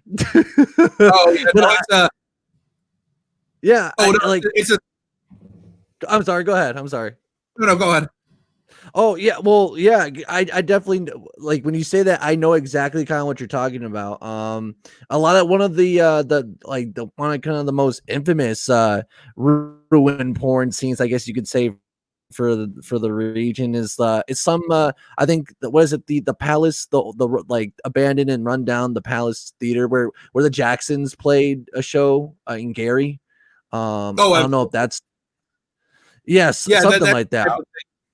Most people do it with like good intentions, like they're trying to celebrate the history and they're trying to photograph it. It's like not most people who do it are doing it like in appreciation, but it's like sometimes it just becomes like, oh, these are some photos for Instagram of this church that was like grand 100 years ago but is now half rubble or whatever. And you have a lot of it because a lot of people like to come in and shoot even Europeans will come in and they'll shoot a lot of the grand structures in Gary.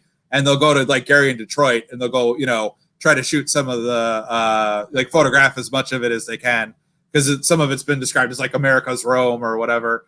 And but it's like usually it's done in like an artful and tasteful way, but it's just like where it also kind of like there are people living there. It's not just like the city that was. It's not just like the ruins of a distant city from 100 years ago. There are people who have lives there now. Like there are people living there. There are people who, have fully realized lives, and that's part of their, landscape for better or for worse. But it's like you don't want to like reduce kind of a living, thriving thing to just like a couple relics of architecture, I guess. Kind of that's with too much of it. There's kind of a danger of it being like almost dehumanizing or whatever.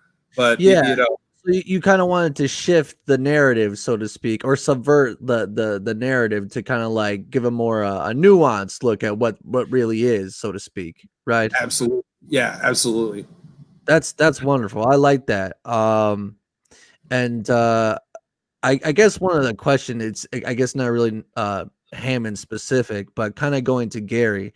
Obviously, like whenever we hear about especially for the outsiders, and if you're in the comments watching, and odds are you probably have heard of Gary, Indiana at some point, from your point of view, and I know this doesn't have anything to do with Hammond, but I still want to get your opinion on this. Oh, sure.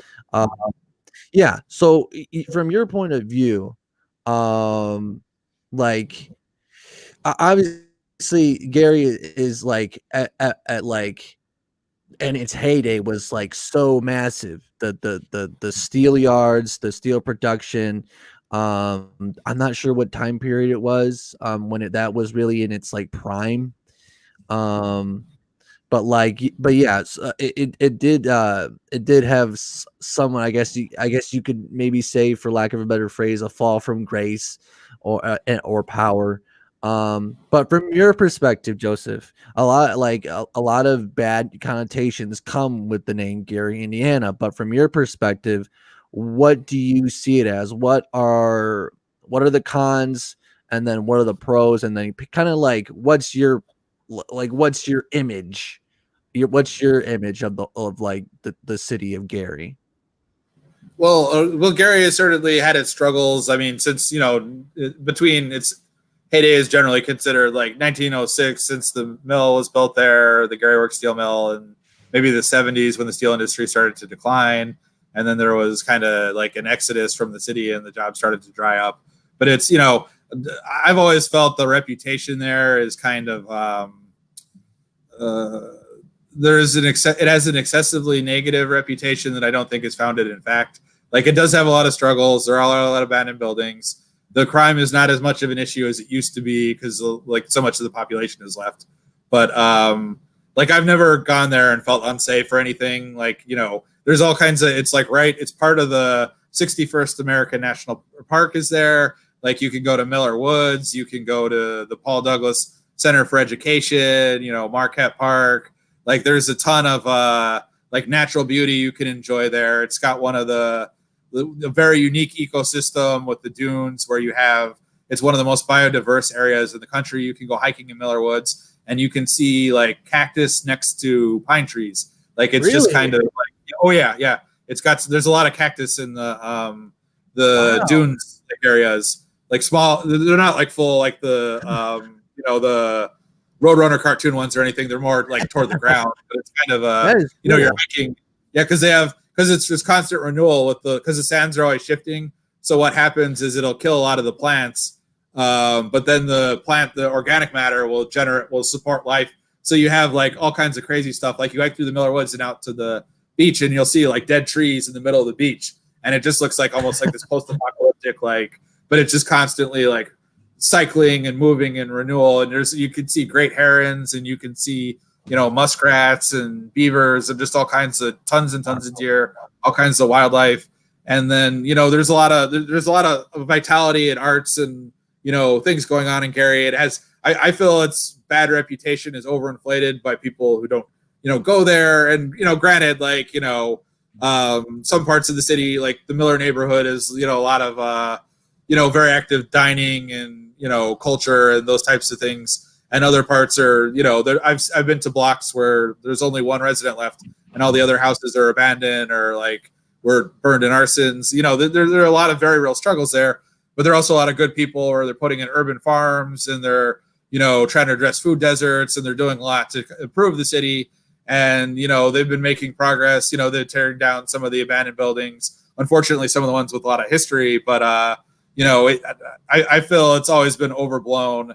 It at one point was very dangerous during the like 80s and 90s. It was like the murder capital of the United States. But it's like, right. I'm in Gary all the time, both for work and to just go there, and I've never felt particularly unsafe or anything. Okay, yeah, that was that I like that. I like that way of looking at it for sure. Steve, what are your thoughts on Gary, if you had any? Like, obviously, I mean, I'm pretty sure, like, I mean, because we're all kind of like kind of given like the hyperbole, I guess you could say, or whatever, it hits the news or whatever. But yeah, I always felt like kind of Gary, like and I had watched this documentary that it seemed like it was produced by someone who really did care, like as if they they were a regioner and they lived there, and they kind of like documenting the history of the town and everything. So like, I definitely was sensing a good intention, obviously, but I definitely feel like it did it does have its problems like any other town, but like there's still some fight in it, so to speak, and like whether or not as to it could ever return to its heyday, who's to say? I mean, maybe it'll change. I mean, Amazon is like, doesn't Amazon have a big factory or warehouse in Gary, if I'm not mistaken? Oh yeah, they have a big distribution center. Well, that's the thing though too. But it's like with downtown Hammond, like these cities will never be like what they were because lifestyles have just changed. But they can evolve into something else, and that's not necessarily like But like a lot of Gary might end up being one thing they've tried to do is turn more of it industrial, partly because of the population's been shrinking, and then people don't necessarily want to move there because of the reputation and issues with the schools and some things of those nature. But there's been a push to kind of turn more of it like industrial because it has remained still an industrial hub. A lot of people work there, but it's gotten where now a lot of people will commute in from Portage or Crown Point, or the council has been really pushing to make sure with all this the investment that's been going in there that they're actually hiring city residents and providing opportunity to them. But there is a big Amazon hub there. It's right off of 15th Street and I-65. And it's actually cool. If you're ever in the area, I just recommend at least driving by. It's just right off, it's west heading into the city, just off of the I-65, 15th Street. And it's, but it's like almost, like trucks are going in and out like every second. It's just unbelievable. It's like this buzzing bee of activity. It's just almost like watching an assembly line, but with like delivery trucks going in and out. And it's remarkable both how efficient it seems to be, but also how like active it is. And I recommend the same too. If you're ever in the Indiana Harbor in East Chicago and you're ever by the, it's worth just driving around the Indiana Harbor steel mill, because just how many trucks and trains are constantly rumbling in and out of there. It's just something, just to behold. It's just like, the might of industry or whatever.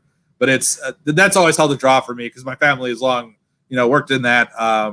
But it's just the Amazon facility is, whatever your thoughts on Amazon, it's just impressive, like the volume that they're doing there, because it's just,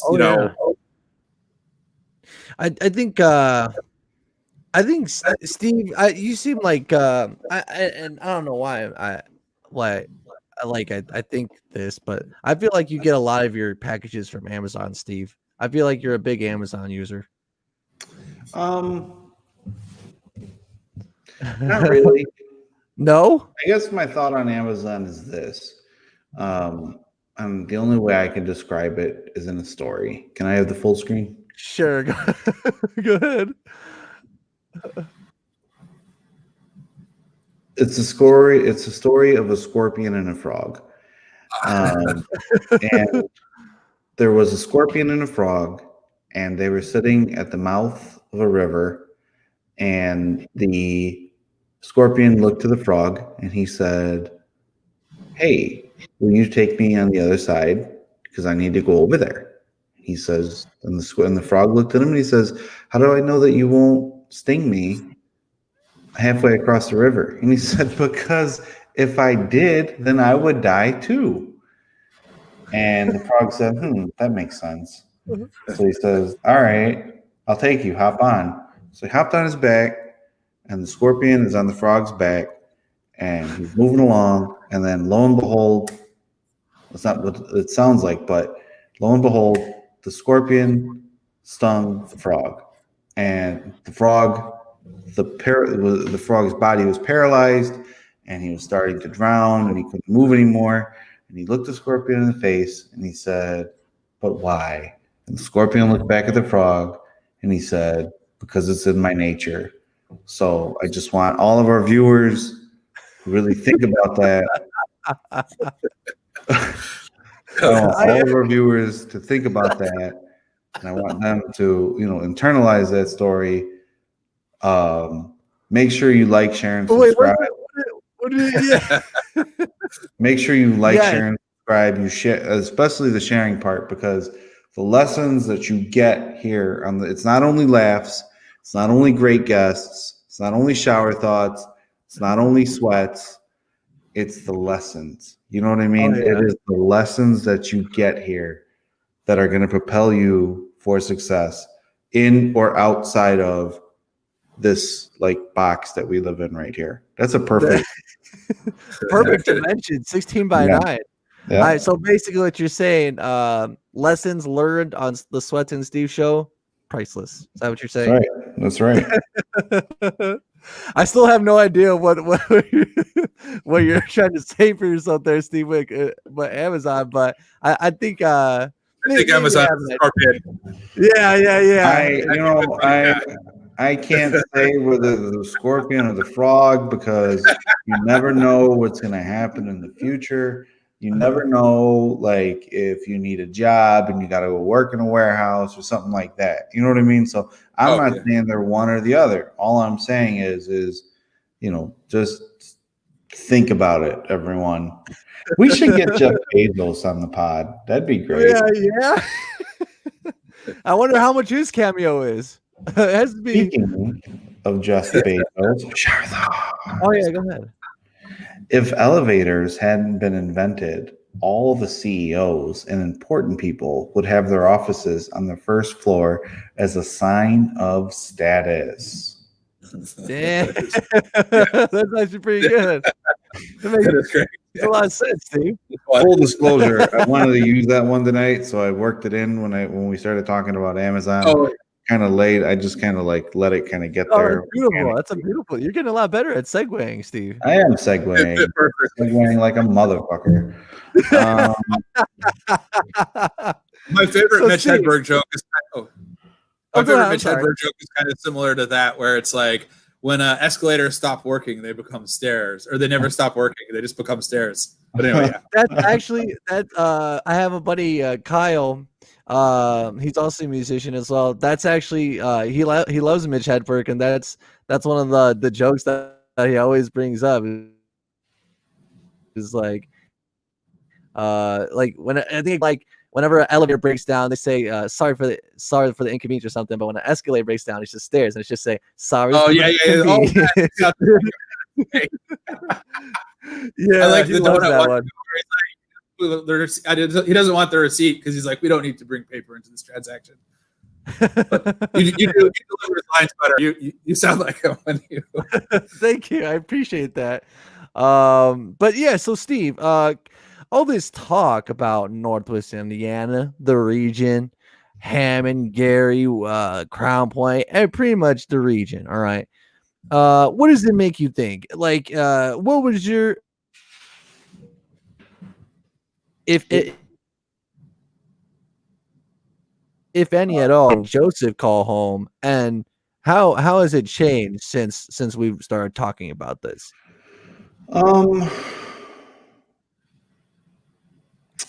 Take your time. I respect all people. And I don't feel a reason to disrespect anyone in Northwest Indiana. I mean, they got good burgers. I can get a Juicy Lucy up there. I'm sure they got some milkshakes around there. I think they got the casino. That's nice. So you've been, haven't you? I've been a couple times. Yeah, if you want to find me, you could find me at the poker table. Casino. Yeah. So yeah, I mean it's nice. It's pretty cool. I think we lost. Did we get Joseph back? I think it just lagged out or something. Okay. He's back. Yeah, I mean, I think it's a nice area. I don't feel too I mean, I'm comfortable where I stand. Here's a secret about me. I rule where I stand. So Gary, Indiana, if I come to town, it's you better recognize. We're gonna roll out the red carpet for you, Steve. You're gonna be here. We should find a haunted place in Northwest Indiana, get Brandon out there. How fun would it be for me and you and Joseph to get like GoPros on us, and then we upload that video of like me and you just talking stupid shit? Steve, it's gonna happen, dude. It's Joseph gonna happen. Telling us like the history of it, and then Brandon's like, "There's a ghost here," and I'm just sitting there like, I can't keep up with everything going on. I'm down. Oh my gosh, Mark's holding my jock strap. That'd be great. Since you're not in the know, Joseph, Steve and Mark have a bit of a rivalry here on the show. Mark likes to get in the chat and kind of test Steve's might, if you will, and it makes for a pretty funny a live stream most of the time. but yeah, I mean, Steve, it's gonna happen, man. I would like the idea of doing also like a live Sweats and Steve show. Like we could like rent out a venue or something and like do it live on stage and just have like a live audience. Maybe when things get back to normal. But yeah, I like that idea as well. That seems pretty cool. What do you think about that, Steve? I'd like it, but our viewers are kind of like everywhere. You know what I mean? We're really big in the Pacific North. We're really big in the Pacific Northwest. Excuse me. So I think it'd be kind of hard for us to find a centralized location that will fill it out. Maybe we could do it at my mom's house. We're just gonna have 10, 20, 30 people crammed in at Aunt Julie's house, just in the basement. Only 5 people can sit on the couch, and that's pushing it. Yeah, they have to rotate. Kathy says, "OMG, our thinker's head would explode if he had that much going on around him." Yeah, she's saying that that you can handle a lot, Steve. You can handle a lot mentally. Not really. I capped out. But kind of going back to the book, one question that I have for you, Joseph, is what was the most interesting fact when you were doing your research about Hammond? There's a lot. One story I just found amusing is because they used to have a lot of like amusement parks back in the day by the Lake Michigan and Wolf Lake, and at 5 Points was this big hub. It's not really anymore, but it's still there. But like they used to have Phil Smith's was there. There were a bunch of Perch Palaces and amusement parks, and they tried to do one on Wolf Lake. Where it was like an aqua park where because they had the largest roller coaster. Was it one of them? The largest wooden roller coaster in the Midwest at the time. But they were going to do all these like water attractions in the lake there. And then the problem is when they opened it, there were tons and tons of mosquitoes because it's hot, it's swampy, it's right by like Lake Michigan, and all their guests were besieged by mosquitoes. So the dude's solution to this was he went to the nearby Standard Oil refinery and he bought a couple like barrels of oil or gasoline and he just dumped them into the lake to suppress the mosquitoes. And it was like, obviously today that would be like really illegal and, violate all kinds of EPA regulations or whatever. But it was like, that was just like, oh, well, we'll just dump some gasoline in the lake and that'll take care of it. But it ended up where the thing went out of business like really quickly. There was another line about the Hammond Beach Inn near there that I thought was pretty clever, where it was like, because it was a spot for like trysts back in the day or whatever, romantic liaisons on the beach. And it was like there were so many condoms along the beach, you could have started a tire factory. And I thought that was a good line that I came across in my research. But there was a lot in there. There was. I mean, I was familiar with like some of the broad, like the movie theaters. Oh, another one that was a really good story was the State Theater in downtown Hammond. It was probably, everyone knows the Parthenon and the Paramount, but the State was probably the grandest of all. They built it to be like a movie theater to rival Chicago and New York, so people wouldn't have to go to the city to see these like, go into such grand movie palace. And they spent like millions of dollars at the time. They got in national magazines to come in and draw like illustrations. It was like this just completely opulent, lavish thing. And then after just a couple months, it was blown up in the middle of the night by this massive explosion that just rattled like the whole. And there was all this speculation, did a rival movie theater do it? Did like a disgruntled employee? And eventually they kind of traced it back where the owner was doing it because the theater didn't pan out. And it was like, basically like insurance fraud. But they just like, they had this busy downtown that was a central hub of life. And everybody went to Goldblatt's and everybody went to Minus. And then there's just like a massive explosion in the middle of the night and completely laid waste to the, what was one of the grandest buildings there. Wow. That's one. That's insurance fraud for real. Oh, what other two? The craziest one too, actually, or one of the crazier ones is like, okay, because obviously like Al Capone and John Dillinger have ties to the area. But one I only discovered through this was that Whitey Bulger, he's the famous Boston Yes. mob leader. He's been in tons of movies. Black Mass was about him. The Departed, it's not technically him, but it's based on him, the Jack Nicholson character. And he's like this infamous, Irish mob boss in Boston. And he actually robbed his first bank in Hammond. And that's how he got on the FBI's like radar to begin with, and how he ended up eventually becoming an informant for them. Because he came to, they were originally going to rob banks in Chicago. He was like visiting a friend. And then they went to go rob a place in, they settled on Hammond. And then the first place they tried to rob in Hammond, there was like a security guard or police car outside. So they passed on it. And then they went back like a little bit later. Or they ended up like deciding they're going to rob a lesser known bank down the street. And then he went in there double fisted, 2 handguns. And they, it was his first ever bank robbery, first ever felony, major crime. And I had never heard I've been in this area. I've read about this area. Had never heard anything about it, but it was all in like his, there are multiple Boston Globe stories about it. It's part of his history or whatever. And it just randomly happened to be in Hammond. Oh, and there's a professional, one of the early NFL teams was in Hammond. And they had some of the early NBA teams, which I didn't know too much about. And, just there was all kinds of stuff that I just came across that I uncovered that even I wasn't aware of. And I'm pretty familiar with the area. I feel like banks that have been robbed by famous mobsters, they should really advertise that a lot more. I feel like that. Yes. I feel like that is a good way to get more business. There's no bigger bragging right, in my opinion, to say I used to have $134 in that bank. Okay, Whitey Bulger got me at gunpoint.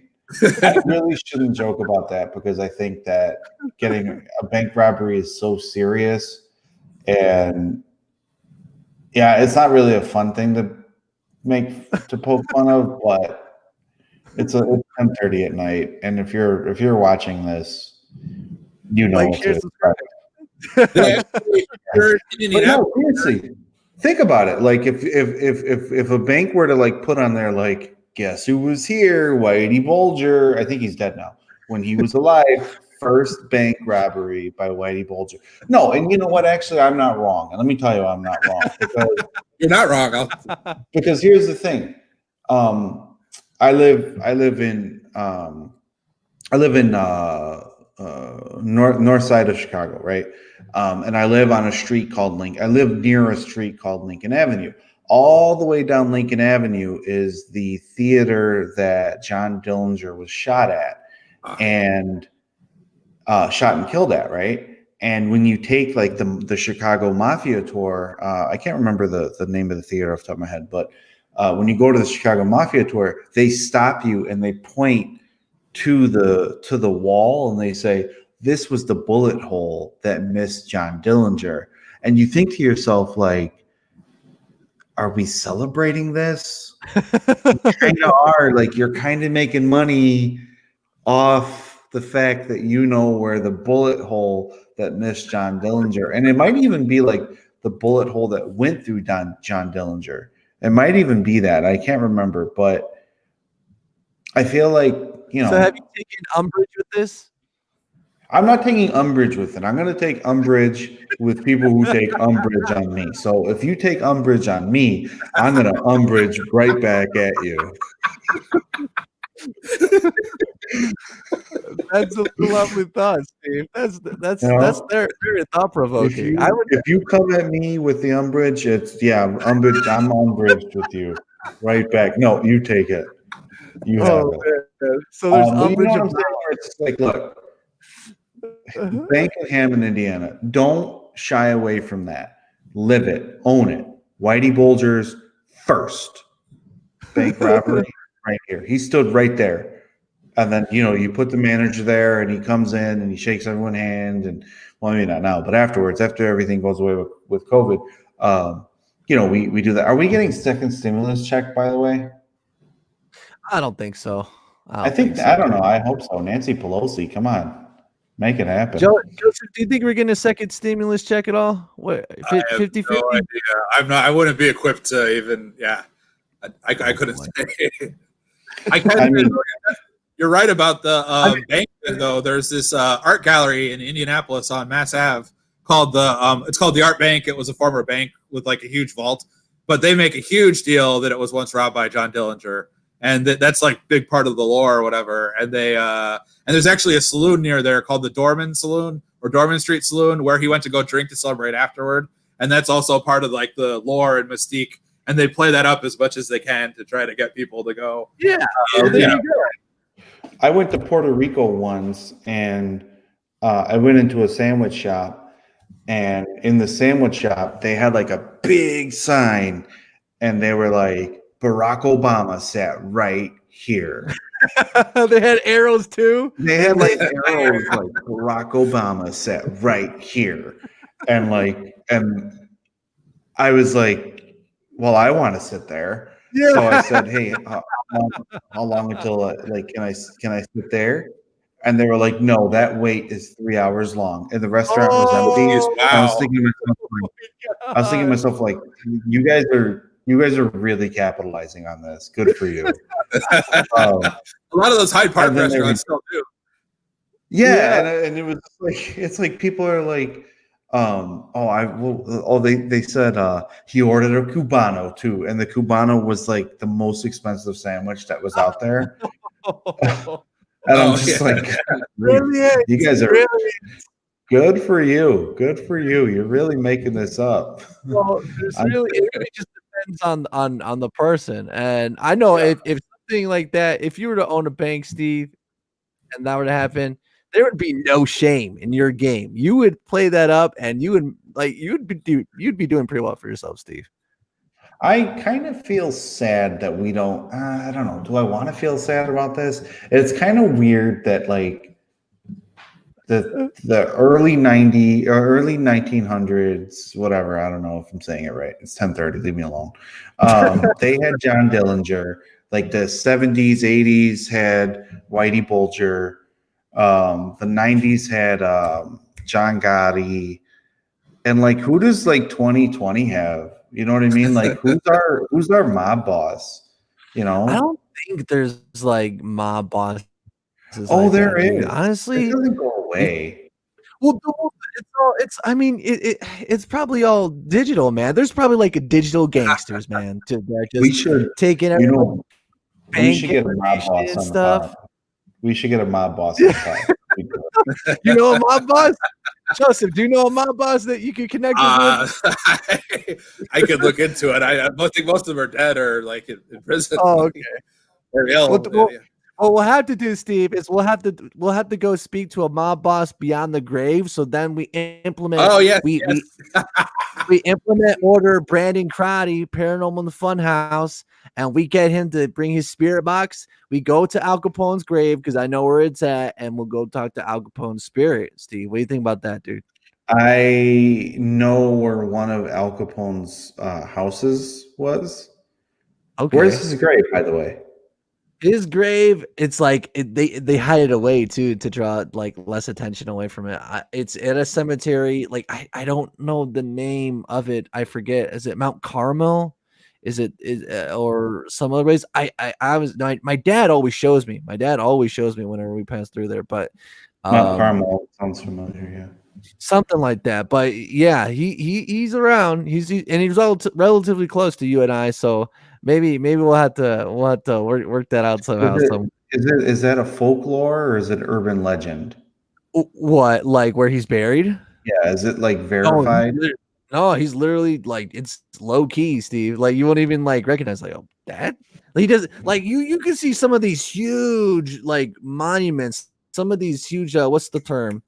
They have their own little mausoleum, so to speak. Like you see some of the Yeah, but like he doesn't. His is just a low key marker, Al Capone. and it has some like bushes surrounding it to kind of block it off and stuff like that. I'm telling you, dude, it's like they just low. It's just on the low. He's Oh, here. dude, you're right. That's awesome. Yeah, I'm dude. looking I'm at it telling now. you. I tell no lies, Steve. I wouldn't. I I get couldn't. interested. I get interested. Hell yeah. That's the other one. Um, They had Al Capone in like the 30s and 40s. Like, who do we have? I'm telling you, dude. Who They're relevant all. mob bosses? It's all online, and like it's like they're buried behind walls of VPNs and IP addresses and onion routers that you wouldn't even know who they are. They probably have like tons of aliases, dude. You know what I mean? That's what I think. That's what I think anyway. But I guess I think I had I one love more the question. idea of a paranormal mafia tour, though. You cover multiple stones with. What we're gonna have to do a lot of filming when Brandon comes down here, for sure. And actually, if you're watching this, we're gonna have Brandon back on the show next week, same time, on Wednesday. And we're gonna be talking. We could probably get into paranormal stuff, but we're gonna be talking about horror in general, and kind of just because it'll be Halloween week. And yeah, so Brandon's gonna be back on the show next week, and that should be pretty good fun. I might have a special guest for next week too. Oh, okay. Damn, that's some strong thunder. Maybe. Would you mind kind of giving a little hint as to who it may possibly be, or? I can't say who it is, but I think people would really be prepared. That's all I gotta say. Be prepared. Oh, I'm excited. I'm excited about that. I gotta see if I can get it. I was trying to think of one last question that I had for you regarding your book. Steve, do you have any questions about Lost Hammond at all? Because if I can't remember, I have a kind of another question I think I'll use to kind of round out the show here. Anything at all, Steve? I will let you finish it off. I like the box cars. Are those box cars on the front? Let's see. Those are regular cars. They're just old. But isn't that what they used to call box? Isn't that what they used to call cars in the old days? Box I cars. think they're called buggies. I think they're called buggies. They're called buggies. All right. I don't know, just regular Model Ts. Maybe the Model Ts. The Model T. But okay, so I guess which by the way, link in the description for Lost Hammond. If you would like to purchase it, also it goes to Amazon as well. So check that out. And I'm gonna definitely be picking up both and reading through them, kind of giving definitely a review at some point in the future once I'm done reading through them. But I guess to kind of round out the show here, and it's kind of like a more a general topic about the region itself, Joseph. But where do you see the obviously the region has changed within the last even like 5-10 years, obviously. What are those changes that you're seeing, and what are the pros, what are the cons, and what are the like challenges, and like where will the region look like in the next 10 years? Well, I'd say the region is kind of, economically speaking, it's kind of becoming even more of a suburb of Chicago. We've had the kind of the South Shore line that's been a commuter rail to the city for more than a century.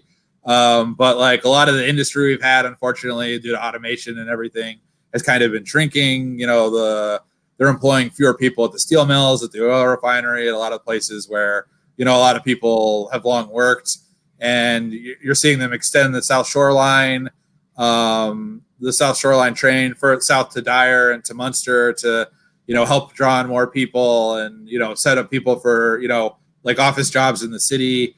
You've seen a definite influx. A lot of Illinois residents, mostly from the south suburbs, have kind of been moving to the area. You're seeing a lot of that. You're seeing a lot of new, you know, there's a lot of old school places still, like, you know, the old Greek diners and all that stuff. Euro spots like the Chicago Dog kind of places like Arnie's that have been there like for forever, Armin's.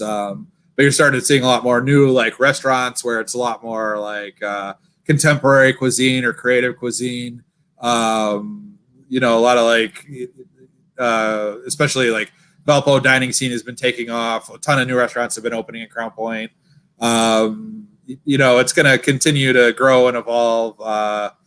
Those are some of the big trends right now, but it's, yeah. Yeah, pretty much the same is what I would say. Yeah, just at least a lot more people for sure. I mean, it's like Chicago loses. I don't know what the number was exactly, but a lot of Chicago residents are moving out to come over here for sure. Probably just because like the amount, what's the word I'm looking for, the phrase, the cost of living is going up higher. Which, by the way, Steve, comments on the cost of living in Chicago, seeing as though you do live in the north side. I live a very lean life. I don't. We're a 1-car household. I ride my bike pretty much like everywhere, every chance I get. Excuse me. We shop at Whole Foods. Yeah, we have organic peppers and cucumbers. You need those. You know, yeah, my son drinks $6 milk, but you know, Steve's doing okay. He's doing all right, and he can afford $6 milk. So, cost of living, you know, it is what it is. I mean, you guys got to live. You know what I mean? Like, I'm gonna go have a peanut butter and jelly sandwich after we wrap this up. The bread is not organic, or the bread is organic. The peanut butter is organic, but the jelly isn't. So, you know, again. And so is the push for organic, is that coming from you? Is that coming from Fiona? It's coming from the neighborhood we live in. We're all, you know, it's, organic is just there. All of a sudden it's there and it sounds cool. So we do it. And, yeah. It would, I guess, living up in the north side, it'd be more strange to see non-organic anything. Yeah. Like when I go visit, you know, my mom or my brother or something like that, and oh yeah, over in Berwyn and stuff like that. Yeah, when we go visit them and whatnot, and I go and they got like the chickens hanging out, like the dead chicken that's hanging out. That's organic, isn't it? Yeah, that's organic. Mexicans are just like the beans are organic. Oh So, yeah, absolutely. But here, it's like, you know, everything has to be organic. Yeah, the chicken was, the chicken's name, like. Oh yeah, they're seal coated. They got the pressurized. They got the non-GMO. Yeah. That's another big one out there, And Steve. non-GMO, yeah. Yeah, I don't need any genetic modification going inside you, Steve. You're just perfect the way you are. Speaking of genetic modification, Shartha. Oh, okay. Hell yeah. Let's go. You drink your saliva all the time, but as soon as it leaves your mouth, it's disgusting, and you don't want to. And it's disgusting to think about drinking it. I'm seeing double right now. My contacts are going bad, so it's hard to read. That's actually no. Yeah, I don't know if I'd want to get some of my own. Yeah, no, you're right about that. All right. Thinking about it, yeah. But yeah, the region is a place that's near and dear to me. I have a lot of aspirations to travel, both domestically and internationally, especially with my music and stuff like that. And honestly, I have identified myself in the past to kind of be more of like a nomad, I guess you could say, or more of a, I'm not really from or someplace. I don't really have a place that I call home specifically, but I will and must admit that the Northwest Indiana and the region as a whole is a place that holds a lot of memories, and honestly, I like I said before, whenever I come back from Chicago and I go down Klein and I weave my way through downtown Griffith and kind of like not exactly the scenic route necessarily, but like kind of driving to in my routes and stuff. It, it does feel like cozy and it feels like home, and this place is just like I think I will call it my hometown or home area or whatever you may call it, no matter where I go and traverse around the world. So it's definitely a special place. It's a place that's important to me, and I'm sure of no doubt it's important to you as well, Joseph.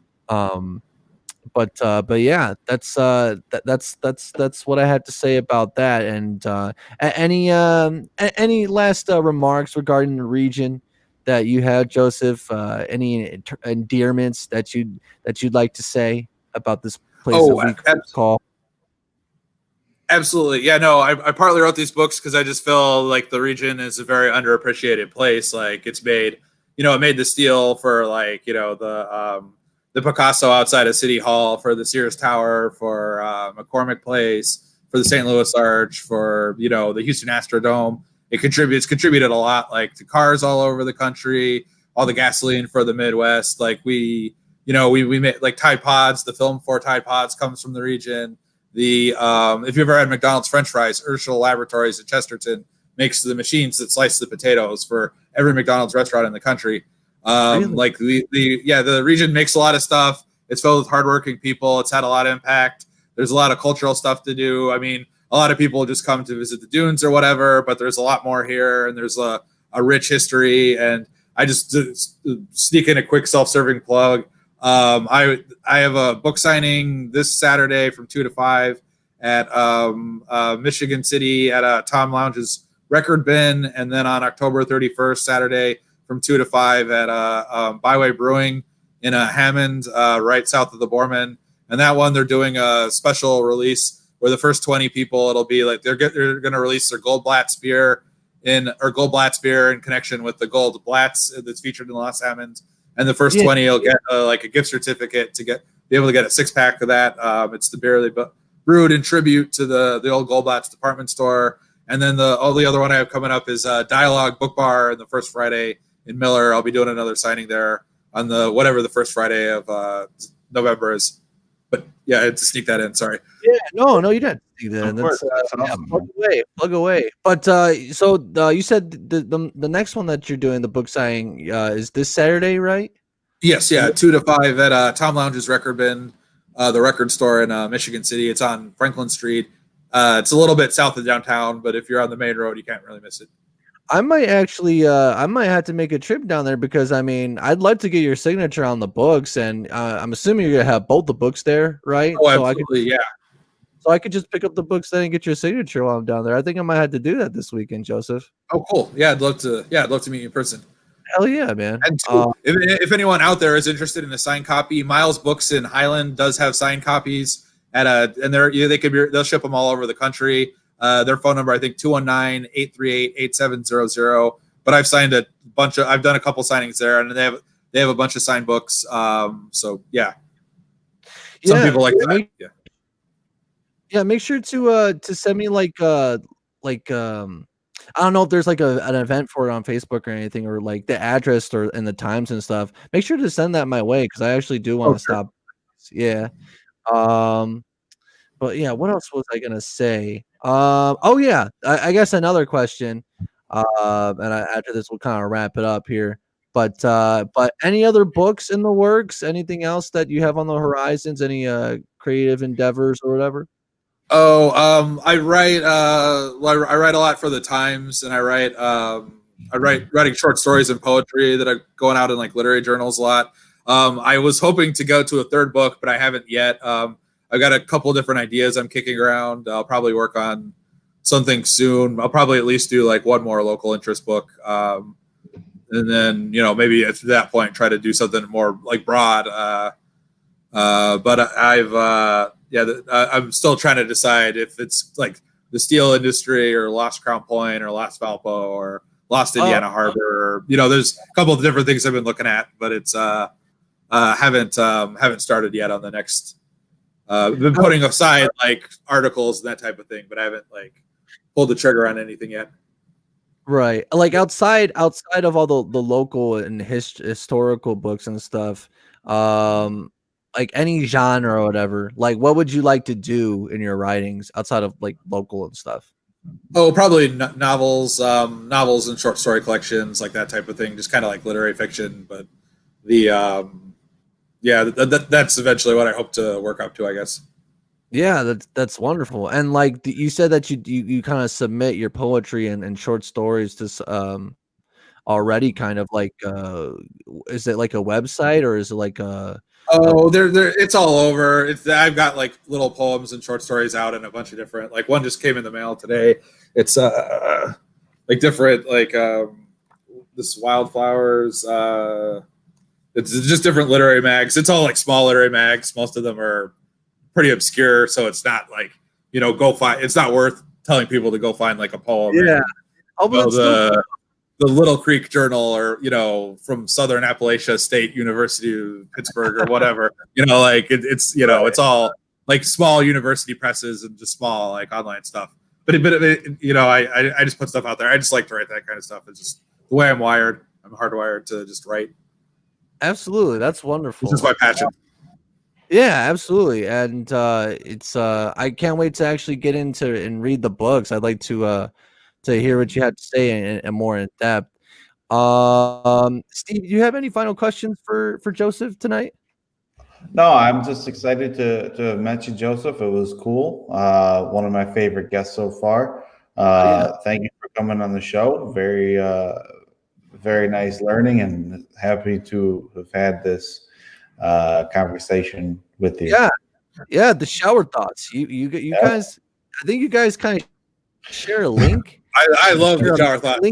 No, I'm gonna. This is added to my podcast rotation. I'm definitely. There we go. I like it. This is a great show. Yeah. Thank you. I appreciate that. But definitely, Steve, we gotta seriously start discussing this shower thought book. I'm not gonna let that slip from you. I mean, because you're writing anyway, Steve. You might as well like take all these shower thoughts and just put them in a book. You know what I mean? We're gonna have to put like 16 I think it has potential. Yeah, we're gonna have to put like 16-page font, like. But that's the way they're done. You do them so it's like one per page. That's the way a comedy book would. Yeah, you'd have it. It would be like one per page because it would be it's got a lot of punch, like it's got a lot of forcefulness. Yeah. So you want to emphasize. Yeah. Steve, I mean, you have an established, well-known author telling you that an idea of yours could work and has potential. I think you should capitalize. This is kind of like your Red Man moment. This is your Red Man moment. Is this my Red Man moment? Okay. Yeah, dude. I think it is, man. I really think it is, man. And I'm gonna keep mentioning it as the time goes on, and we're gonna get a Steve book. I will be the first one to buy that book, and I want a signed copy. And it's gonna be amazing, Steve. I already see it. I can already see the future. Buffoon thoughts. That's what it'd be called. I feel like this guest is going to happen for next week. Oh, really? The Halloween show. Yeah. Okay. Well, I can't wait to hear who it is. But yeah. Absolutely. Mr. Joseph Pete. Thank you so much for coming on to the show. I appreciate it so much. You're wonderful. Thank you. Again, I can't wait to read your book. Thank you. I appreciate that. And it's been a pleasure and an honor. And thank you. As a fellow regioner, I appreciate it. I'd like to just talk about and learn more about the place that we call home. And it's been great. But yeah. Before we go, ladies and gentlemen, I'd like to say thank you all for watching. Links in the description to purchase and links to the Amazon pages where you can buy Joseph's book, 2 books, in the description. Check them out. I will be buying my 2 copies of those books and getting them signed. I would suggest that you guys learn about a little piece of my history, a little piece of Joseph's history, and I think you might enjoy that. So yeah, link in the description to buy those books. And if that's everything, then I would like to thank you for watching again. Next week, a surprise special guest from Steve. I don't know who it is. I guess we'll figure that out later. We're also gonna have Brandon Crotty, the homie Brandon Crotty from Paranormal in the Funhouse, coming back again with another classic. Next week on Wednesday. It's gonna be great, talking all things horror. Can't wait to see you guys, entertain you guys again, have some good times, have some good laughs. But yeah, that's pretty much. Oh, and just my own plugs. So yeah, I'm running on the new schedule this week. Friday is SWETZ plays at 4 p.m. until an indiscriminate amount of time. Usually they go for about 2 hours, but I'll probably make it a little longer. And then Saturday mornings at 10, I'm doing a SWETZ plays as well. So let's see how this new schedule goes. And most importantly, new song, October 31st. I'm going to keep saying it. October 31st, new song, Spotify, YouTube, the whole works. Night of the Living SWETZ. It's going to be great. I'm really proud of this one. I think you guys will enjoy it as well. But yeah, that's everything that I have coming up. And I will go ahead and end it here. Thank you so much, ladies and gentlemen, for watching. This has been episode number 16 of the SWETZ and Steve Show. Have a good night. And as always, shishikada. Bye, guys. Thank you. Goodbye.